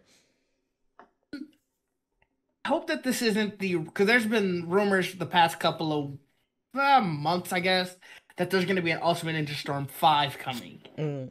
I hope this wasn't the culmination of those rumors, because that would suck. That would. But, it is what it is. I'll probably, if I can just download an expansion for my Ultimate Ninja Storm 4, I'd be happy with that. That would be nice. This is coming straight from the Naruto Twitter account. Believe it. Well done. Naruto Ninja Storm is going to be recut, telling an all-new original story. So it's essentially a remake, it feels like, of they're taking all the previous games, condensing it in a way to flow into the Boruto thing, which is interesting. That's why even the gameplay-wise, it looks more polished. It looks different, because they basically did kind of like rebuild it from the ground up, which is cool. All right. I didn't realize I'm wearing my Akatsuki ring the entire show. Oh, I noticed it. Yeah. Not intentional, but yeah. When this showed up, the highlights on the Chatter After channel, Brandon was saying something, and I saw the Naruto logo. I'm like, shut up, Naruto's on, be quiet. I need to see what's happening. The game looks fun. It's more Ninja Storm. I'm excited because Boruto gets a lot of crap, but Boruto does have some amazing fights. especially in the movie. So if we get to incorporate those into this game, that's exciting, especially since we get the Six Paths and get Indra and Ashura. That's going to be really cool. Really cool. It's $60. It's not $70. That makes me happy. It's the small things. Yeah, the small things that count. Well, that's good. That's good that y'all are looking forward to this. Like you were saying, Didge, I hope this is not Naruto Ninja Storm 5, but at the same, I don't know. It depends on how much Boruto content they have in here, because like Naruto Ninja Storm 5 would essentially be like Boruto, like all Boruto, right? Or at least a good majority of it. So that's why it's funny that people are asking for that. It's like, you do know you're asking for a Boruto game, right? Yeah. You sure you want to do that? You want to see Sasuke fighting dinosaurs? You really want to do that? Oh, what? Oh god. Oh, that's right. I mean, that's a real thing. You want to? Yeah, Sasuke fought some dinosaurs. It got weird. That sounds like some teamed Dragon up with Balls. He teamed up with a raptor. It was amazing. What? Oh no, it gets worse. Amazing is doing some heavy lifting in this statement. Oh wow. Okay. I mean, gameplay wise, if you're not a Naruto fan, I feel like it might be kind of fun. Be like, yeah, I'm teaming up with the raptor. Like, let's go beat up whoever we're beating up. But I don't know. That's a disturbing image to me. We'll send you the clip. You'll watch it. It's hilarious. Oh gosh. Oh no. Hilarious. Hilarious is right. That's the right term. It was hilarious, but it was also like, look what they did to my boy. Yeah. Like, that's kind of like Pratt. That's kind of how you feel, or at least how I first felt when like Dragon Ball Z got into Fortnite. I'm like, oh no, especially Goku and Vegeta. Why are their heads so big? Why? Nobody else looks like that. Like, I don't know. I felt like that was a slight, but at the same time, you know, they're being recognized in Fortnite, which is very quickly becoming the Smash of freaking Battle Royale. So at this point, yay, they're being recognized. They're part of the cool kids, but yeah, they definitely did them dirty with the big heads. Baldur's Gate 3 is coming to PS5 on August 31st. I feel like I heard maybe Trayvon mention that before. Did you see the Baldur's Gate 3 trailer? That do anything for you? Yes. So that is the game that I realized when I saw it up here. I was like, wait a minute. I was like, oh, so that's that game. Yeah, that looks cool. I just put it in my wish list, actually. Oh, okay. Nice. Which, that's a good thing you said that. I realized it said Baldur's Game. That was a typo from GameSpot. Well, I searched it and Google fixed it, so okay. Yeah. But it's a good thing you reminded me, you know, saying to wishlist things. Definitely, if y'all are interested in some games from any of these conferences, you know, at any point in time, definitely make sure to wishlist them, because they do help out the devs quite a bit as far as like getting support with funding, and like, you know, look how many people, like 2 million people wishlisted this game. So obviously, if we get the support, like, you can make some money, we can make some money, we can all have a good time. Hold on. Let me get Suicide Squad out of my wish list. Oh God. we'll let me not help those guys. We'll get to that. Actually, you know what? Speaking of, look at how they massacred my boy. Look at that. Like, this is in the Arkham universe. That's my Batman, guys. All right. Hold on. Let me just quickly go through these other things so we can talk about that. Wayfinder online multiplayer game is set in a fantasy world with a beta that's coming on February 28th. So, if this gets out before then, sign up for the beta. If not, I hope you sign up for the beta. If you're interested. 3 more characters are coming to Street Fighter 6. It's gonna be Zangief, I think. I don't know. It's Russian, so we're just guessing. Lily, who looks adorable, and freaking Cammy with the cams. Cammy, good lord. Street Fighter 6 is going to be releasing on June 2nd, and I can tell a lot of people will be playing Cammy. We also got another look at Cammy and Shun. Yeah, Cammy and Shun. We also got another look at Resident Evil 4 Remake, which is coming on March 24th, and it's going to have the return of Mercenaries mode, which I think is I don't know if it's multiplayer, but I know Resident Evil Village kind of had something similar where it was kind of like challenges. So I assume it's going to be like a challenges mode. I can look more into that and have a subtitle somewhere on the screen. And now talking about Rocksteady's Suicide Squad. Oh boy. You know, I haven't really been on the Suicide Squad boat since the announcement. Like, since the announcement, it's just something hasn't been clicking with me. And like, the more I see the game, the more I'm like, yeah, at the very least, this is not going to be a day one comp. And I do know some of the panelists here feel the same way. We'll start with you, Didge, since you were a part of the chat. You witnessed this moment with me together. What are your thoughts on Suicide Squad so far? This might be going the Gotham Knights route for me. This didn't look that fun, and nothing they showed today really helped with that. They called it a live service game. They doubled down. Did they say that?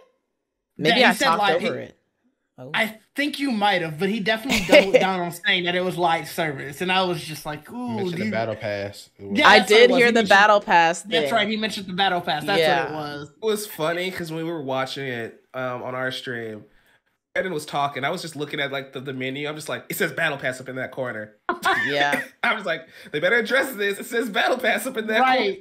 And it's just like, that's such a mistake. Yeah. And I think if I remember correctly, I think he said it was going to be for like cosmetic only. Yeah. But it's just the same as Marvel Avengers, and you know, so it's like you kind of cringe when you hear it. Yeah. And like I said, the gameplay it didn't look that great. And now I already have questions about the story. With what if this is kill the Justice League? How is Wonder Woman not? Exactly. So I already got a major question about your story. Yeah. I had it from the announcement of the title of the game. I said, no, how? Yeah. I didn't even get to that point. I think somebody in your stream, Jamie, was like, Superman would kill all of them. Yeah. Right. Yeah. Especially an evil one, please. Right. Yeah. You see how all the smack Flash was talking? Like, my guy, you all saw the Flash season 1, right? You can just boom right through the chest, every single one of them, reverse Flash style. Like, we saw the first episode of The Boys. That's basically what this Flash could do. Yes. Right. Yeah. like unhinged Flash. That's what that is. Yeah. Yeah, I'm definitely with you, Didge. I like pretty much every bit of gameplay that I've seen of this game, I've been like, this doesn't really, like, this isn't grabbing me. It doesn't necessarily look bad, but it doesn't look like something that's like, oh, this looks fun. Like, this looks like something I want to play. And I feel like the best part of the showcase is the thing that they weren't like trying to doctor up, and they're just like, oh, this person has this ability. This person has this ability, which is what I thought this showcase was going to be. I didn't think it was going to be a whole, let's make a production about it and switch perspectives and cut out little interactions that probably don't look fun, which is crazy because a lot of it didn't look fun to begin with. And try and make something of this. That's why I'm really like, it's tough because a lot of games that have this kind of like so-so feel to it, like Forspoken, for example, that then come out with the demo, ultimately end up canceling a lot of sales, a lot of potential sales, because people are like, oh, thank God they put out the demo, because now I know I should not buy this game. So I don't know. I'm very worried for this, especially considering like Gotham Knights was supposed to be like my big like return to like DC game, and it just did not end up being that. And I can't, Suicide Squad just doesn't look like it's going to be like that either. So I don't know. Mike, your thoughts on this? I'm not buying it. I'm sorry. It's frustrating because everything we love about a Rocksteady game is just not present. And it's like, why are we doing this? Like, there was a moment during this presentation. One, it's 15 minutes long. It's almost like half the length of this entire showcase that they had. So how was the takeaway? Everybody getting less and less hyped as the more they kept talking. That's a problem. Right. There's a specific moment to me that just shows all the problems with this game. Captain Boomerang siphoning off Speed Force energy and is a speedster. Why? His gimmick is I throw boomerangs. You know, well, they said that. They say he throws boomerangs and speeds to where the boomerang lands or something. Why? Yeah, I was like, I was just what? chalking it up to maybe I don't know about Captain Boomerang. Maybe that's his thing. No, he throws boomerang. Okay. That's it. Yeah. That's the. Yeah. I'm not gonna lie. I looked away for a second during the stream when I came back and I was like, "That's not Captain Boomerang." Like, that's not him. Oh, it's not. man. And so here's the kicker though. We had 3 Batman games from Rocksteady. Right. One of his main mechanics was Phenomenal. throwing batarangs. Mm-hmm. Why couldn't you just expand on that and just make Captain Boomerang classic Captain Boomerang? That's one of my issues with this entire game is that you've got these 4 characters, and outside of, I guess, King Shark, they're all shooters. Right. Yeah. The gameplay is not varied between them, and it's like, okay, why don't you choose a better roster of characters? We kind of just pulled the cast from the movie, and that's disappointing. Because I'm gonna be real, Harley Quinn, Deadshot, and Captain Boomerang, even if he's got Speed Force powers, are not fighting Superman, and those are the things that just take me out of. They're not even beating Batman. Right. That's another issue I have of double down saying we're in the Arkham universe. Mm-hmm. Y'all know what happens at the end of Arkham Knight, right? Yeah. Okay. Make this make sense. Yeah. Bruce Wayne dies, and then he becomes like Nightmare Batman or whatever happens at the end of that game. And it's like, oh yeah, this is a couple years later. There was no Justice League in any of those games, so none of this makes sense to me. It feels like we missed a step. Yeah, I don't know. I think going back to the gameplay, the other thing for me that makes them all very similar, which seems like an easy thing for them not to do, is the fact that they all have the ability to like move over like great distances using like freaking I don't know when Harley became freaking Spider-Man, but she's swinging around the city like Spider-Man. Deadshot having I don't care, him having the freaking jetpack of like, okay, I guess that makes sense. And like King Shark, I feel like he's doing like the Red Hood thing where he's just like bouncing on air having a good time.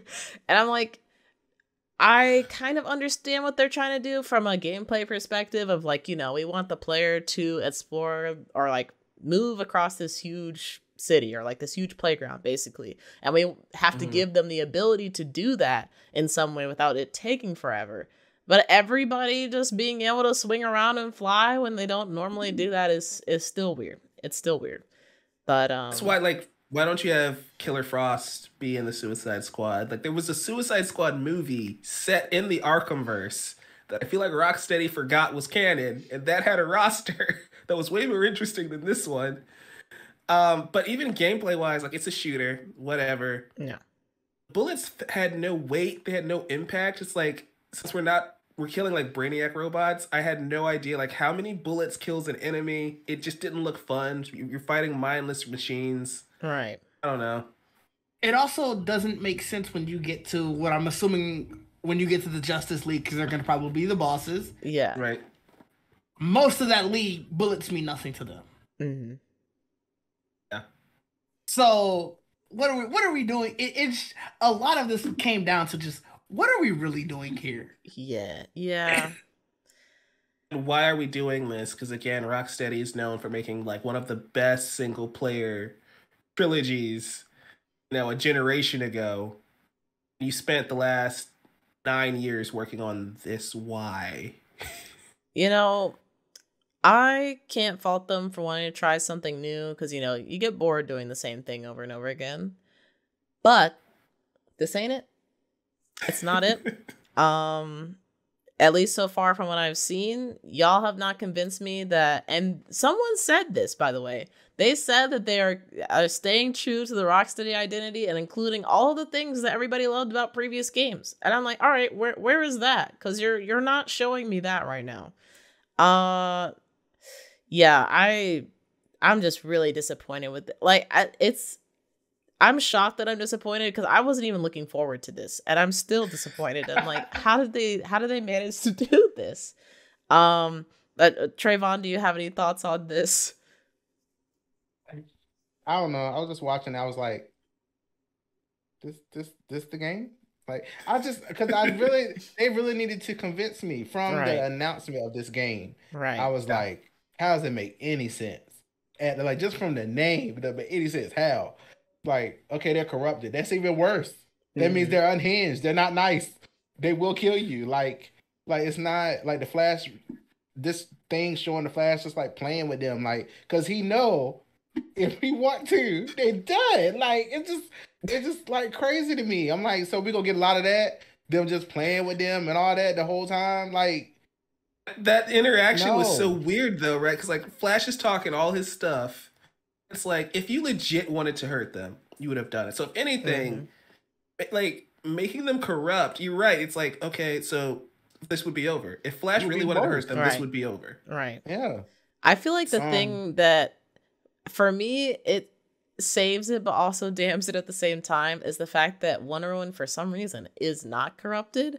So I'm like, okay. Not playable? If probably not. Right. I'm like, if they have Wonder Woman on their team, then maybe they can do something. But even then, why is Wonder Woman not corrupted? I don't know. Right. Well, maybe she was on the mascara when whatever happened. I don't know. I was thinking I thought she was about to get corrupted.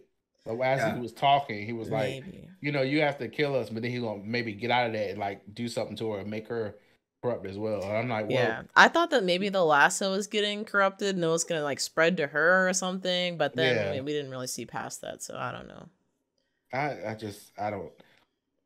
This is the last time we see Kevin Conroy, and this makes me sad. Yeah. That's very depressing. Oh wow, I didn't think about that. Oh, that's I didn't think about that either till just now, and that's very depressing.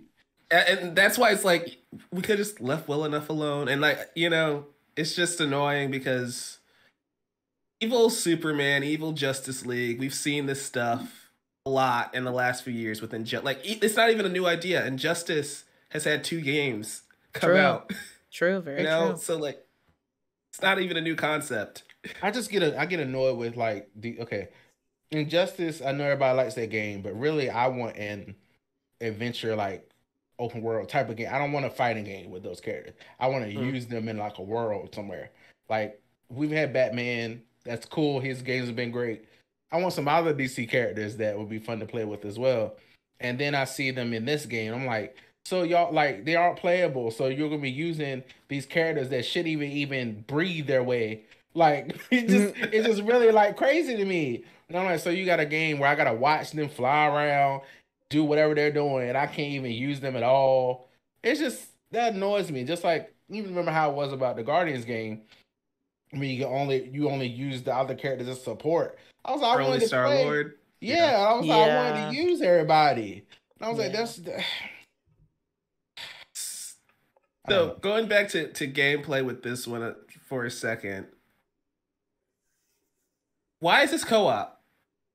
Nothing in that 15 minutes showed me why this game needs to be co-op. Like they weren't helping each other out. There was no strategy involved. Them teaming up with each other. It's just like Harley's over here and King Shark is like 2 miles away.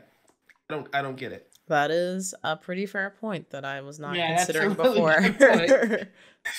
I always am welcome to like co-op experiences since they seem so good co-op experiences that seem very few and far between. So for this, I had no complaints.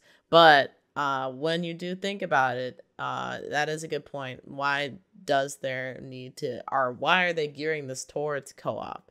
Other than the fact that you can see your buddy beat up some other people in the game. I don't know. Overall, pretty disappointed. Worked on this game. Like, sorry for y'all, but I'm not buying this. Yeah. But the game's coming out May 26th. So if y'all are interested, I'll watch a stream of it. Yeah. How is this coming out before Street Fighter? Like, we've seen so much of Street Fighter 6. And then all of a sudden it's like, oh yeah, this game's coming out before that. Why were you hiding it so much, Rocksteady? Clearly, even they knew something was kind of up because they hid it so long, and all of a sudden it's like, it's coming out in a couple months. Because you needed to get those pre-orders off the name. See, I don't know. At this point, I'm like, Gotham Knights might be like the best that we've got so far with new HDC. Like, even I don't even think Gotham Knights is like that bad, but to me the gameplay looks so much better than this. I would rather play Gotham Knights than this. Yeah, that's true. I'm holding out till it comes up to PlayStation Plus, as I told you guys earlier. Yeah, and this might be following in that footsteps. Yeah, that's really unfortunate. But to move on to some. Oh, Mike, you were say something? I was gonna say, if it makes you feel better, the Nathan Drake collection, the remaster, is coming to PS Plus. That's cool. Wow. Oh, that's cool. I actually, you know what's really, I need some help. I was looking through my PlayStation library because I was like, oh, I just bought this game. Let me install it. I saw the Nathan Drake collection there, and I was like, when did I buy this?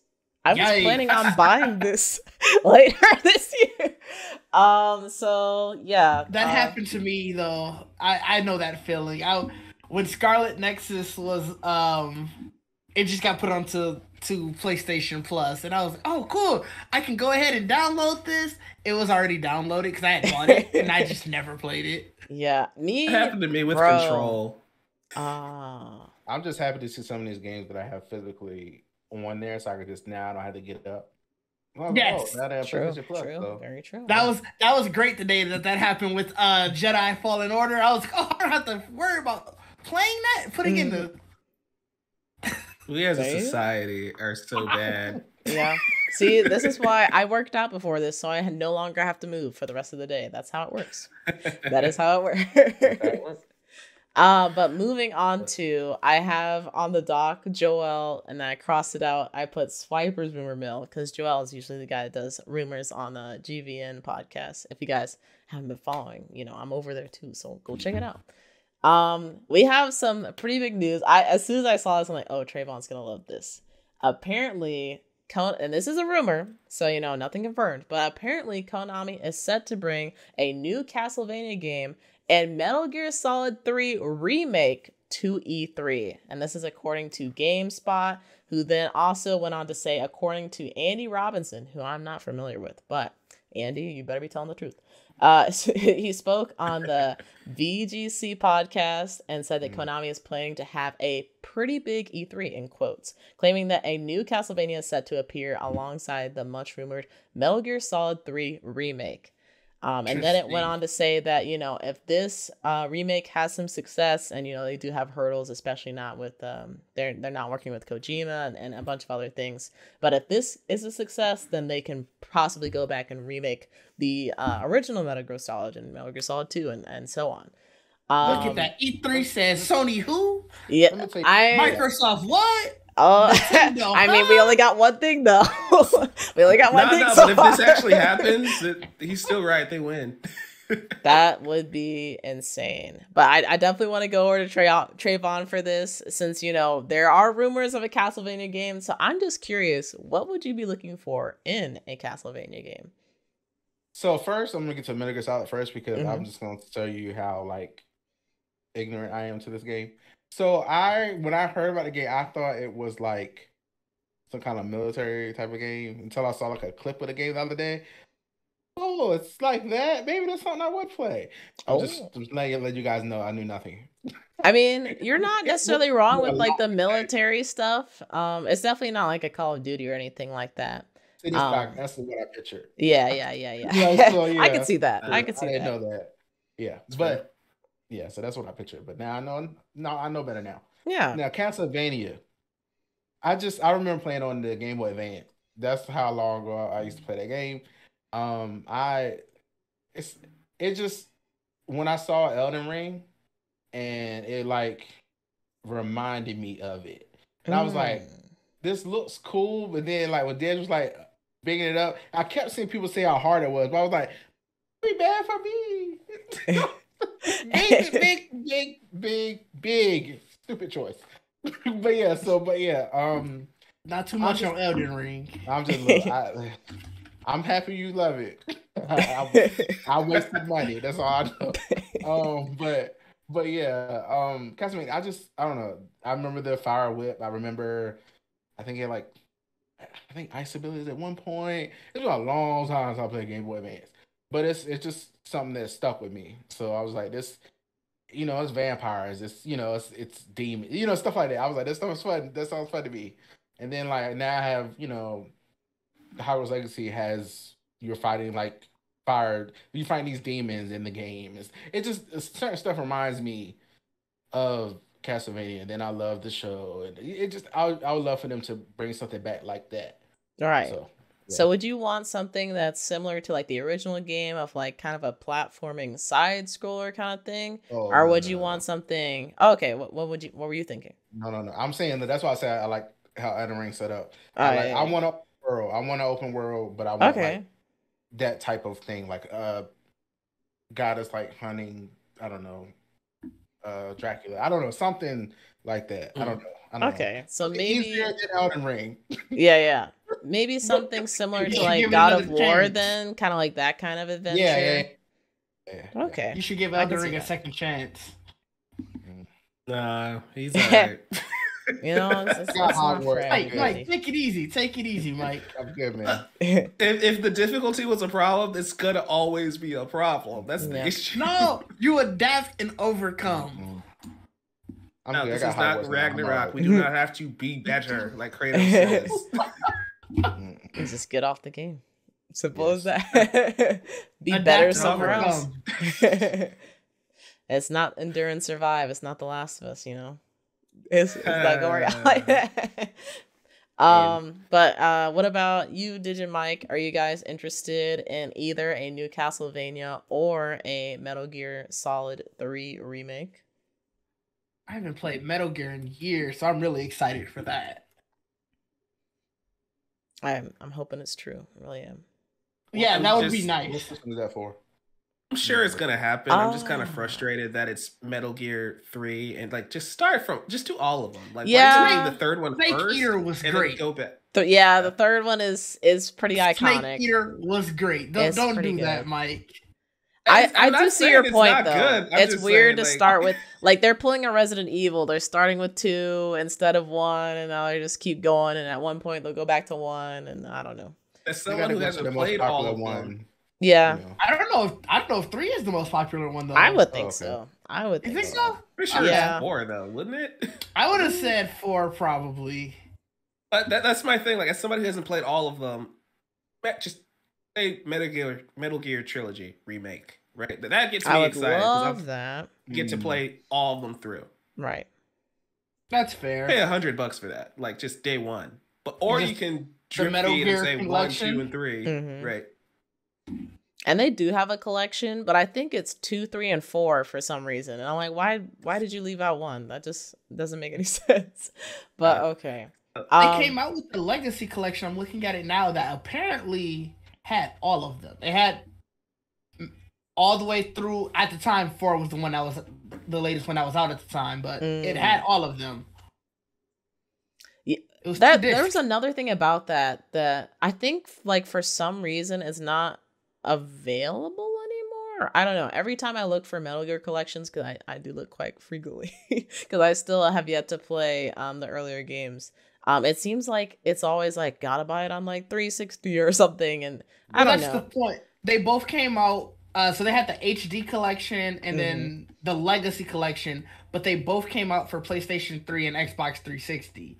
And I know from the PlayStation 3 side, apparently whatever kind of like manufacturing or development that went into that system was just insane. That's why like a lot of the ports and stuff are hard to remake because or like you can't emulate it how you do the 4. It's not backwards compatible too. Yeah, like apparently whatever manufacturing was just wild. That's weird. I don't know the full story, but like supposedly that's the reason. Okay. Well, hopefully broken. Right? I don't know what they did with the 3. I really wish somebody should do a podcast or something about that. Somebody should. There probably is one out there. I'll have to look it up for sure. But hopefully, Keely, talk to Kojima about it. He knows. Yeah. Well, he might. I don't know. But will he be able to say anything though? Right. Probably not. Unfortunately. But hopefully the rumors are true, because I would love to see both of these games at the very least, just be able to say that they exist. And E3 really needs content. So hopefully it exists just from that perspective as well, because with some people are saying that Microsoft, well, this is true. Microsoft is on the board for the ESA. So will they fully pull out E3? Likely not. There might be some little thing, but for the most part, they're probably going to have their own showcase. So to see like pretty much no presence from Microsoft, no presence from Nintendo, which is a shock because they're usually a part of E3 every year, and no presence from PlayStation, it might be an indie game fest, which isn't necessarily bad, but that's not what E3 is traditionally been. So I don't know. Especially with this PlayStation State of Play being 80% indie titles anyway. Yeah. They're, I don't know. They need some games.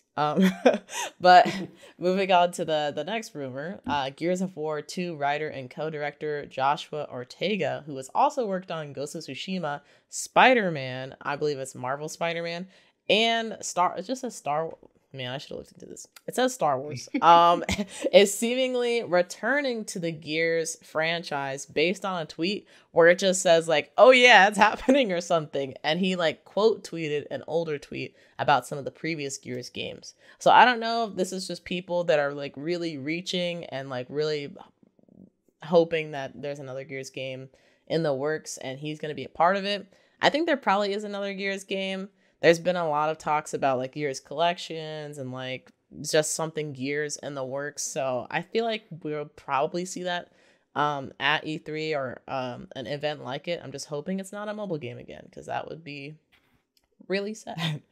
I saw this tweet and like some of the comments, it definitely seems that way, because of some of the comments people would be like, "Oh wait, are you back with Gears?" And he'll just go like, put like some lightning bolt emojis.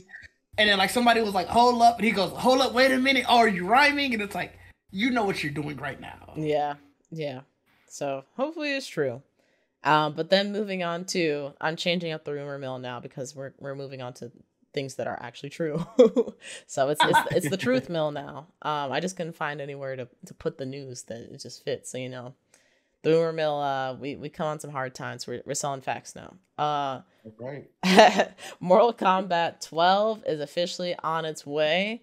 This was discovered like just hours ago today for us. Warner Brothers Discovery made the announcement during an earnings call today, and there's a clip from the call that's being passed around Twitter that includes confirmation from Andrew Slabin, who's Warner Brothers Discovery Executive Vice President of Global Investor Strategy, that Mortal Kombat 12 is slated for 2023. And then I see added at the bottom here, Hogwarts Legacy 2 was teased by Warner Brothers Games president, which I did not know that.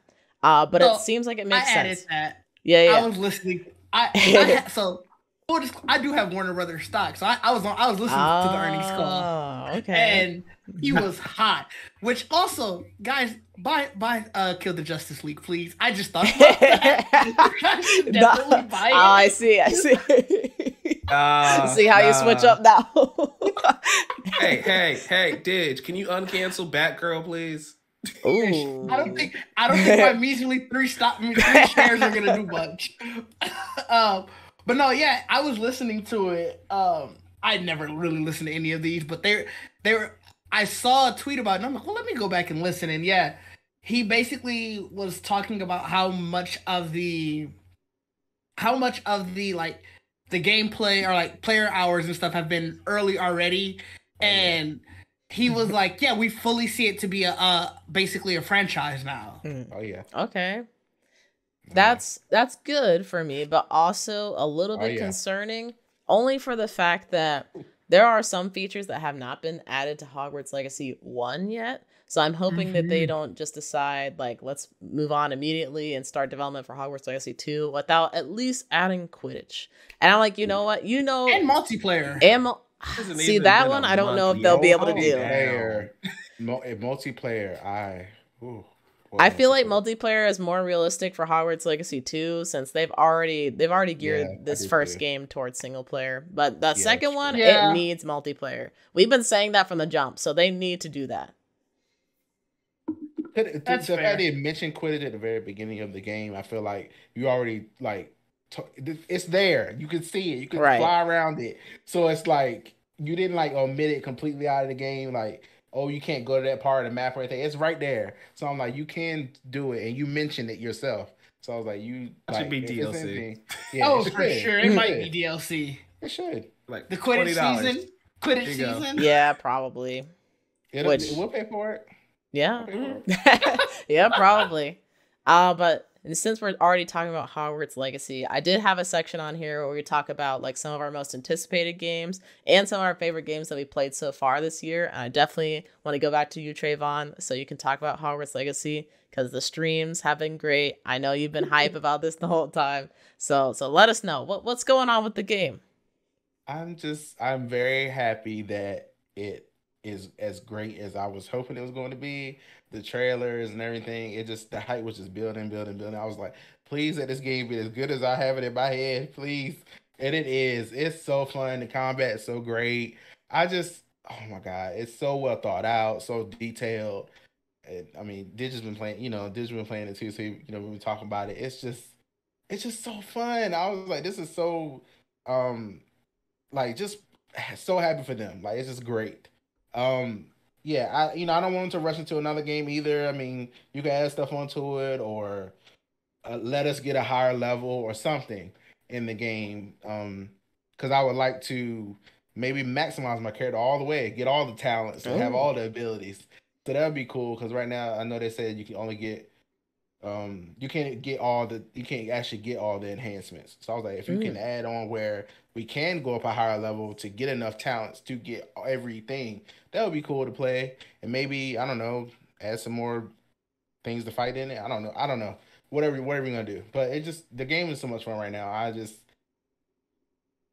Oh my God, it's a game I've dreamed of. I grew up with Harry Potter. So excited. He just said, he stopped and said, he was that excited about the game, guys. Everyone is rarely speechless, so that's how much he loves this game. See, like this is how I feel about Tears of the Kingdom when I think about it. I'm just like, I hope it's everything that I dream up in my head. I really do. But I'm really happy for you because I know you've been looking forward to this for a long time.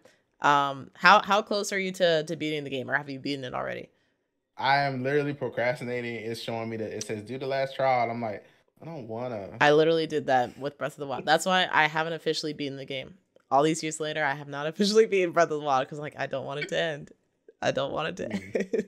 I do want to see what happens after you beat it. I'm assuming you can just still go around and do shit, but I'm just like, well, what happens at the very end for real? Like, I did play there's a few things in here that I've played so far, and I was just blown away by that. Something I didn't think they would do. I was like, well, damn, they really thought of a lot of things in here and built it up. It's great story as well.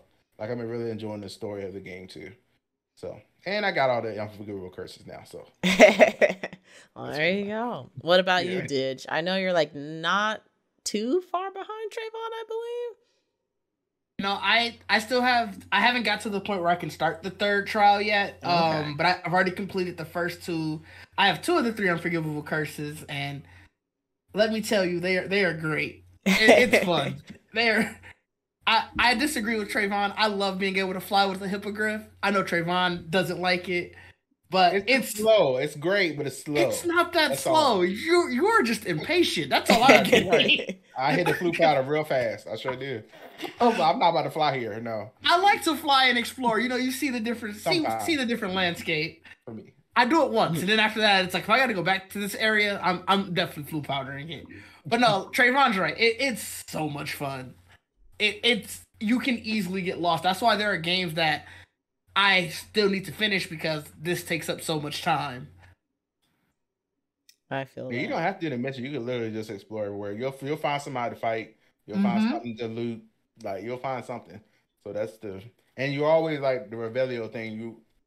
You don't know what you're walking into. You might find something you didn't know was there. Oh, is here? This is a door? I didn't know that was a door. Stuff like that. So it's a lot of. See, now that part, I don't know why, but for some reason you talking about that, it did make me think of Elden Ring. There are some areas in Elden Ring where, well, this is kind of common in Souls games where like sometimes there'll be a fake wall, and if you hit it, like the wall will disappear and you'll find like a shortcut or like a little like secret that they hid. So in Elden Ring, sometimes it'll just be an enemy. Yeah. Yeah. Hogwarts are real good with hiding the damn spider in somewhere that you you're curious and going. But if you do the valley, you'll see the damn spider back there. So I see you, bitch. I'm ready for you. I got my fire spell ready for your ass. But yeah, it's fun. Yeah. Awesome. I'm like, I don't know. In some ways, I'm worried for you because I'm like, once the game ends, like how are you gonna recover? Like, what's you gonna look forward to next? Because it's definitely not gonna be Suicide Squad. So I don't know. Mike, Jedi Survivor. Jedi Survivor. That'll be fun. Mike, do you have any experience with Hogwarts Legacy? Zero experience with Hogwarts anything. I'll check this game out though when it goes on sale. Yeah, for me, I'm the same way, and it's not because I think it's a bad game. It's just like, I've said this multiple times to Trayvon's surprise. I've only seen like the first 2 Harry Potter movies. I've read the first book, and then like I started the second book, and I was like, nah, I just did not continue. I am planning on doing like a Harry Potter like marathon soon. I will do it soon, so that way, like when I do pick up Hogwarts Legacy, I'll be all caught up and I'll be captured in the Wizarding World and all of that. I can literally sit here and recite the movies while they're playing. That's how much I've seen them. So hey, wait. That might be more fun. Can we just have story time with Trayvon instead of watching the movies? He just tells us what happened. That would be that could be a whole video series. That would pop off. That would be hilarious. That would be super amazing. Funny. We could do a GVM movie night, and I'll just stream that could work. But yeah, I'm definitely, it's not something that I'm immediately trying to play right now, especially since I have like structured my whole schedule around Tears of the Kingdom. It's really bad because I know that I'm probably gonna want a month to like a month and a half to play through Breath of the Wild again.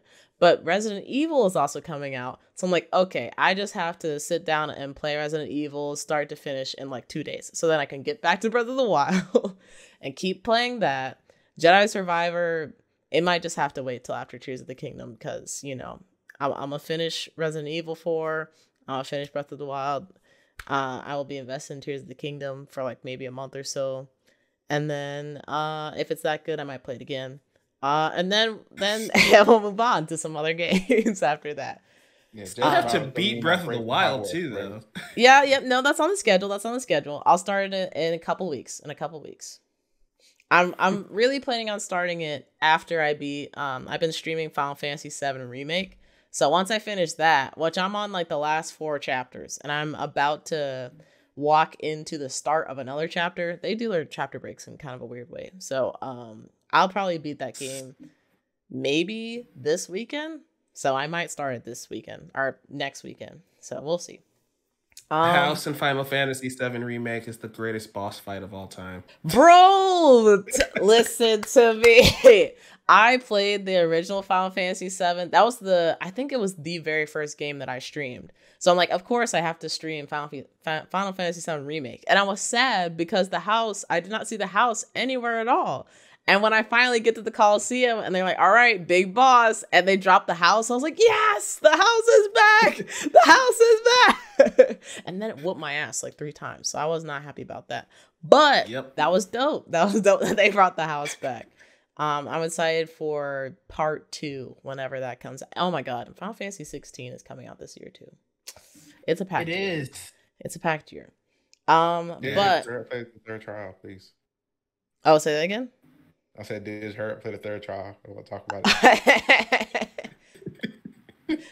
it. See, we got conversations to be had here. But real quick, we're just gonna go through some of our favorites of the year so far. If you have anything written down, we'll start with Mike. Tell us about some of your most anticipated games and your favorite games that you played so far. Favorite games I've played so far. I literally have it written down. It's February. I haven't played anything new yet. Most anticipated: Street Fighter 6, Spider-Man 2, Tears of the Kingdom. That's easy. Yeah. There's a lot of good games that are coming out. I guess technically for me, Hogwarts Legacy also counts because the hype is just so big. By the time I actually get to that game, let's hope it lives up to it.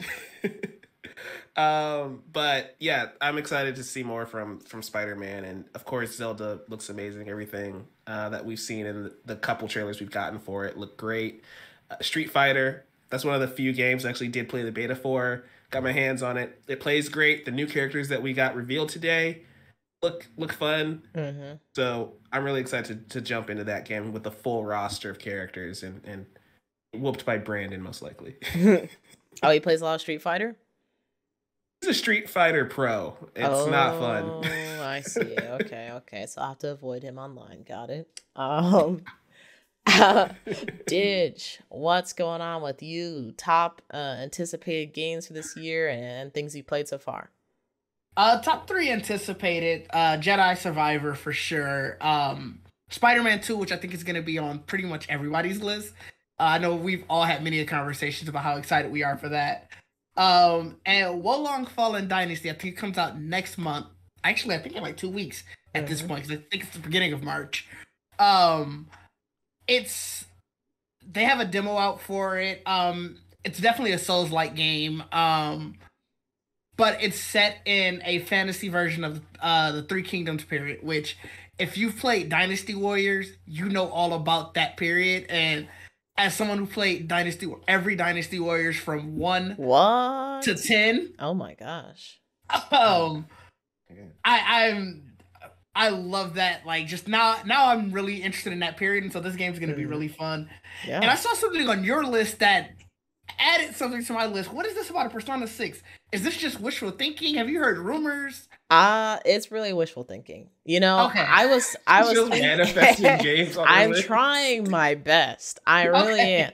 Last year, you know, Persona had its 25th or 35th anniversary. They had anniversary, and so I was thinking, perfect time to announce Persona 6. We did get quite a few games. You know, we got a bunch of remasters, but Persona was ported to all consoles, which is excellent. That's great. I'm really happy for that. Nothing new though. And then, like, you know, they said, don't worry about it. Next September, we're gonna light this off. And then they like put posters on their website. They're like, look at this. This is epic. Like, oh my God, new posters. And then they also released Soul Hackers 2. So Atlas has they stabbed me multiple times in the past couple years. And after you had put that, I definitely looked it up because I was like, I'm clearly missing something, and it's going on my list just in case. There are leaks that are saying that it is supposed to be officially announced soon. Yeah, that's what I thought a couple years ago too. That's also fair. So yeah, everything is sort of showing that they were like, I guess remember at the anniversary thing there's so many things we want to show you. They're not doing. I'm so sorry we can't do so right now. So everything seems like it's trending towards a new Persona, and I'm with you. Let's get it. We'll see what happens, but it's anticipated just in case. Yeah, I really want it, and I hope that they like say something about it this year. But at this point, you know, it happens when it happens. I'm no longer gonna like have my radar on it really, because it's just gonna be heartbreak. Fair. Which I think is. I forgot all about the games that I've been playing. I talked about what I was anticipated so much. Honestly, Hogwarts Legacy has taken up so much of my time. But when I'm not playing that, I never got around to the Horizon games, and I'm kind of sad that I didn't, because I'm a little bit into Zero Dawn right now, and it's so much fun. And because I have nothing major, well, Wolong Fallen Dynasty I'll have to play, but after that, between that and Jedi Survivor, I'm gonna hopefully finish this and Forbidden West and Scarlet Nexus. That's just fun. It has an anime tie-in. It's just a fun game. Yeah, I played the demo a long, long time ago, and then eventually bought the game because I'm like, oh yeah, I'll definitely be playing this, and then I never got around to it. So maybe at some point when the year gets a little bit slower in the fall, or I guess the Right. game releases. You're Oh, enjoying Zero Dawn. You're really gonna love Forbidden West because like the gameplay is just so much better in the next That's game. good. That's good. I'm excited to get through that whenever I finish Hogwarts Legacy. yep, yep. And then Trayvon, I know you don't have anything in the dock, but off the top of your head, do you have like some most anticipated games? And then I know you've been playing Hogwarts, so. Oh, while you guys are talking, I was writing my list now. Oh, okay. So yeah, so Spider-Man 2, of course, Jedi Survivor, Dragon Age Dreadwolf, Okay. and that's Bad. because it's because of the show, the animated show, and then I played the games. Inquisition Oh. is the newest one and the most updated one. I did like that because you can change from like playing like where you're the character walking, and then you can also change to tactical like Midnight Suns, which I wish Midnight Suns let you do both, so you can control the character regular, and then you can do the tactical stuff. I was like, if Midnight Suns did that, it would have been perfect for me. Imagine being able to play all those characters. That would have been so cool. That would have been dope. But that's why I can't get in Midnight Suns because I can't do the card thing. I can't know. I would actually play as the character. But yeah, so that game Immortals of Avium, that's the game I was talking about with the magic. Oh, yeah. The first person magic wheel, and that looks really cool. That might be like the first time I'll get into a new first person shooter type of game because of that. Assassin's Creed, I never got into those games before, but the Hexy one interests me a little bit just because of what they say it's about. I was like, okay, interesting. Baldur's Gate 3, we talked about that earlier. That looks really cool. I've never played Diablo, but Diablo 4, I thought it looked interesting. I was like, maybe.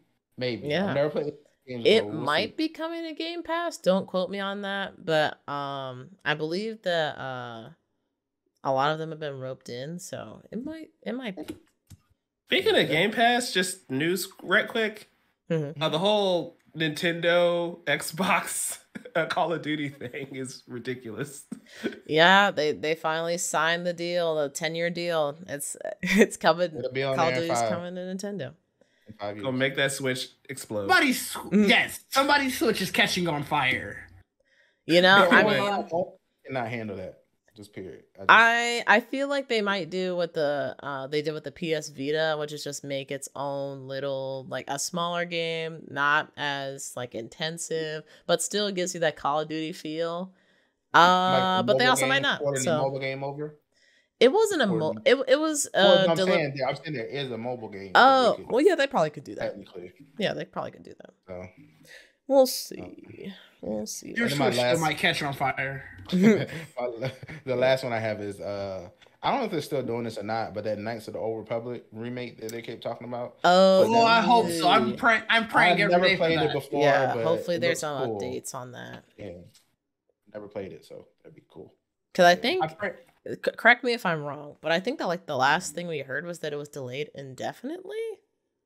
That was the last thing we heard. Then they came back and said afterwards that indefinitely just means probably not 2023. Well, that's news to me. I didn't hear that. So that gives me some hope. Yeah, like that would have sounded way better if they're like, oh, it's probably coming out like 2024 instead of like delayed indefinitely. That sounds like we'll never see the light of day to me. Say delayed though. Like delayed is just delayed. Once you say indefinitely, I'm like, oh, is this game ever gonna happen? That's what I'm saying. I think because whoever I forgot the studio that's doing it, but their head studio was like, it might not be them anymore. So I think that's what it sort of is. Is like it might be because I think they were saying that it might go to Saber Interactive, and that's so whoever owns them is like, well, it might not be the original studio that's doing it anymore. So like they're thinking it may be 2024 or maybe even 2025. Now, granted, I think those were rumors. It was like a Bloomberg article. I remember reading it. Well, I mean, there will be some more Star Wars games to hold us off because we still have, I believe Ubisoft is supposed to be making a Star Wars game, which Ubisoft still hasn't showed us the Avatar game. So, you know, don't hold a lot of don't hold a lot of hope in that just yet. But I also believe, was it Skydance or somebody else is supposed to have a Star Wars project in the works? Yes. I think there are like 3 different ones. So there will not be Skydance. That's the Marvel game. They might. I don't know. I feel like the studio started with an S. But you might be right. To be fair, they could have both. They could have both. I don't know. It's very likely they have both. Lucasfilm and Marvel. Yeah, Ubisoft has one. Star Wars game. Yeah. Open world. Yeah. Yeah. So there definitely will be some Star Wars to look forward to. They really need that to be a success. They're struggling right now. They need that to be a success. They need Mirage to be a success whenever that comes out.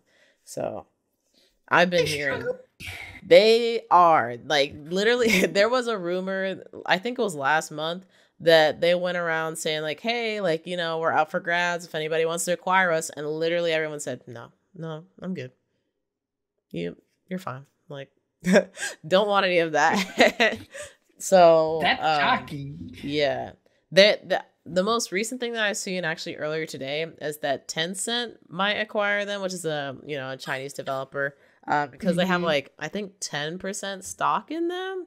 So the rumor is that the reason why they're supporting like the Microsoft Activision acquisition is so that way when that goes through, they can immediately buy Ubisoft and nobody will be able to say anything.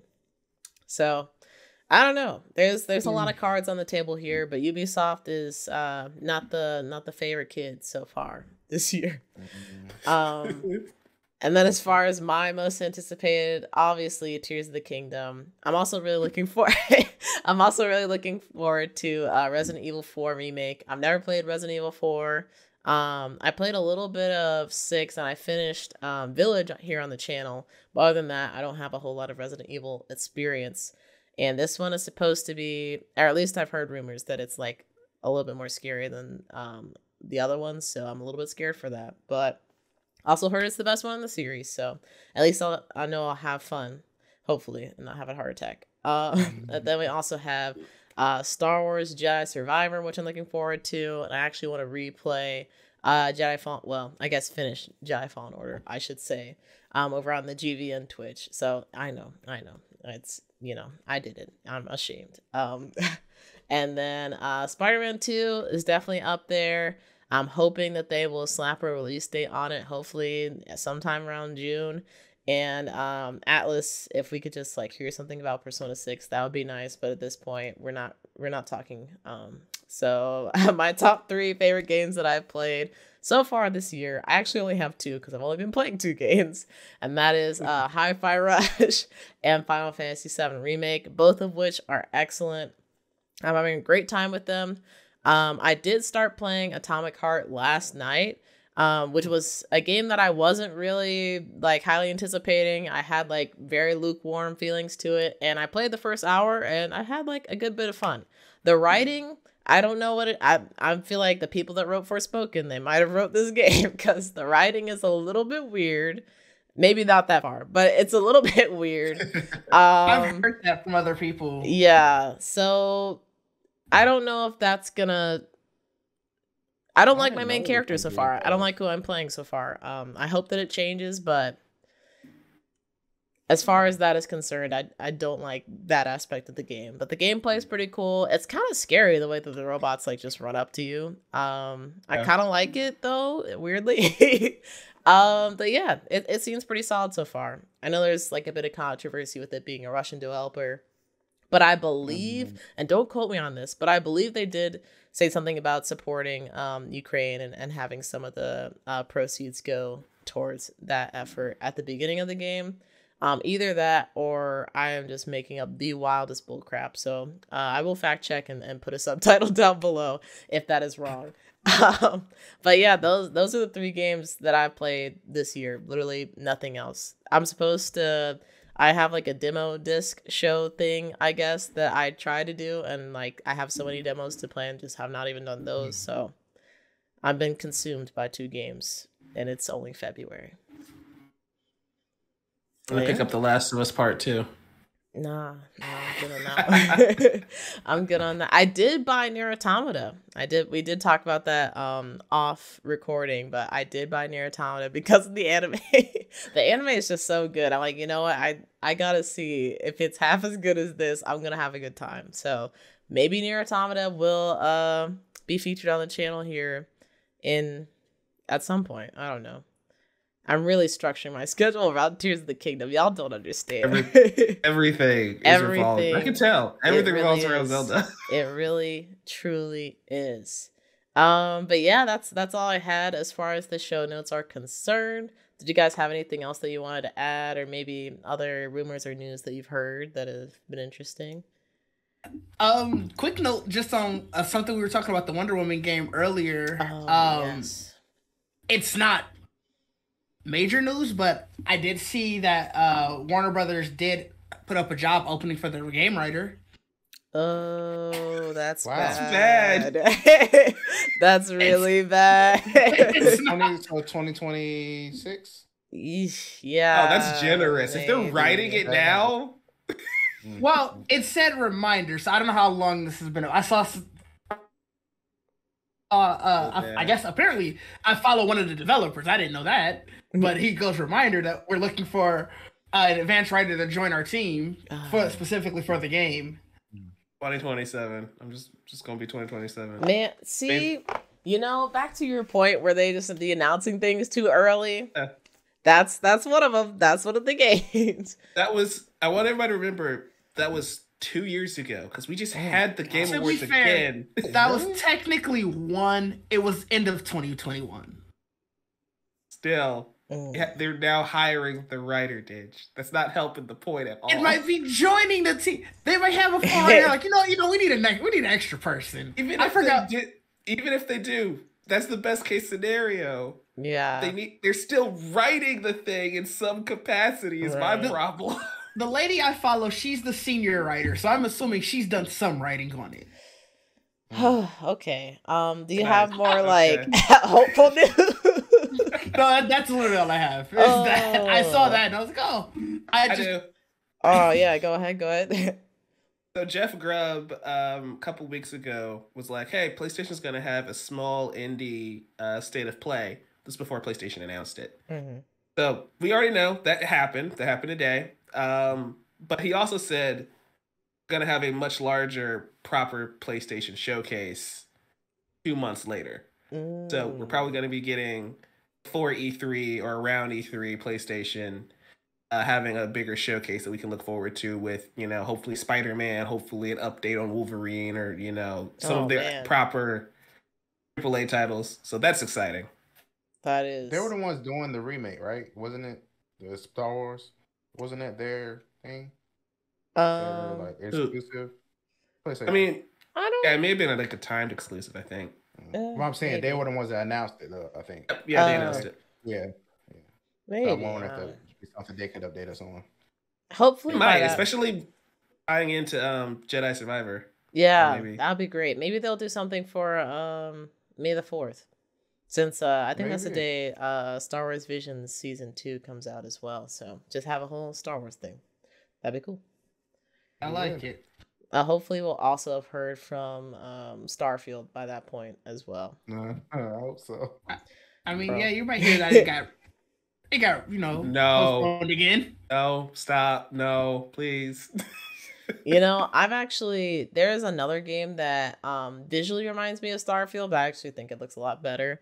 The Invincible, which I think was a part of IGN's Fan Fest, which looks really interesting. And then I saw gameplay for it, and I was like, "Oh, this is not as similar at all. It's more like an exploration type of game where you're like collecting data and like clues on some planet, and then I think you occasionally fight things."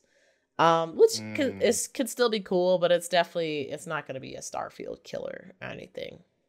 Which I was kind of hoping there would be some competition, but nah, Starfield's got it. So they got to step up. Yeah. Those words will populate. Yeah. Yeah. Oh my gosh. Yeah. I don't know why he said that. I don't know why he said that. I don't even think that's going to be possible. I don't think that's going to be possible for them to have like over 100 worlds unless they're all like tiny. I don't know. But all the quantum realm. I don't know, man. Hogwarts Legacy, play it. Play Hogwarts. See, that's a proven banger of a game. Certified by Trayvon and Didge. But yeah, I mean, that's pretty much it for the show. All I can recommend, play Hi-Fi Rush if you haven't played it already, especially if you have Game Pass and you have a PC that can run it. I don't think you have no excuse. You have no excuse. It's an excellent game. You guys have any game, or Mike, you have a recommendation? Or yeah, and Ditch too, since you might have something outside of Hogwarts, maybe. Hogwarts Legacy. Nah, nothing. That's what I've been playing the most. All right then. Well, I don't know when we will meet again, but when we do, we'll give y'all some updates. Hopefully by that point, maybe Tears of the Kingdom will be out, or at least I'll have some more information so I can talk about it in some more depth. But until then, if you enjoyed this, make sure to hit the like button and subscribe so that way you get notifications on when the next podcast comes out. And before I close out, let's start with Didge. Please let everybody know where they can find you on the internet. I'm at Didge _DEE everywhere, and that's DIDGE _DEE everywhere. All right. Really, that just means Instagram and Twitter. Mike, what about you? Well, first off, again, thanks for having me back, Jamie. It's been a pleasure talking with you all. Yeah, and make sure. Jamie. Way to make me look like a jerk, Mike. This is how I sign off every show. I'm sorry. Guys, make sure you hit that subscribe button. That subscribe button, because these podcasts are few and far between. Maybe it'll be a year from now. Maybe it'll be 2 years from now. Maybe it'll be 2 weeks from now. Now that we've done, really need to subscribe. Now that we've done 2 in a year, we might not have one for like 2 years. I don't know. You never know. Hit that notification bell. Yeah, hit that notification. You never know. But you can find me at Novice Cinephile, like everywhere: Twitter, TikTok, Instagram is the Novice Cinephile, because I got names sniped. YouTube as well, and I'm on like a billion podcasts: the Chatter After Daily, the Amateur Otaku, Geek Vibes Nation, and Beyond the Clickers. We're talking The Last of Us live every Tuesday night, so check those out. Yeah, run that TikTok up. He just started it, so he needs to see all the filthy, disgusting things on it. You send that to him. And now Trayvon, where can everybody find you besides Hogwarts Legacy? I mean, well, let's see. No, I mean, you can find me on all the socials, nerdwiththetech, and then add an underscore to it if you're gonna follow me on TikTok. I mean, I don't do much on there, but hey, you can do it if you want to. But so yeah, that's it. I mean, pretty much, I'll be at Hogwarts and around Hogwarts and Hogsmeade, that's where I'll be. All the hogs, he'll be there. At least until Jedi Survivor, and then I'll take a break, and then I'll beat that, and I'll be back to Hogwarts.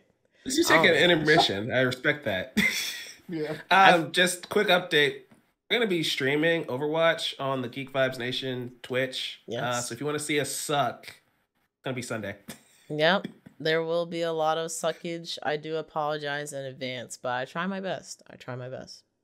But thank you guys for hanging with me for another podcast. I really do appreciate your time and dealing with the craziness that is this yes. I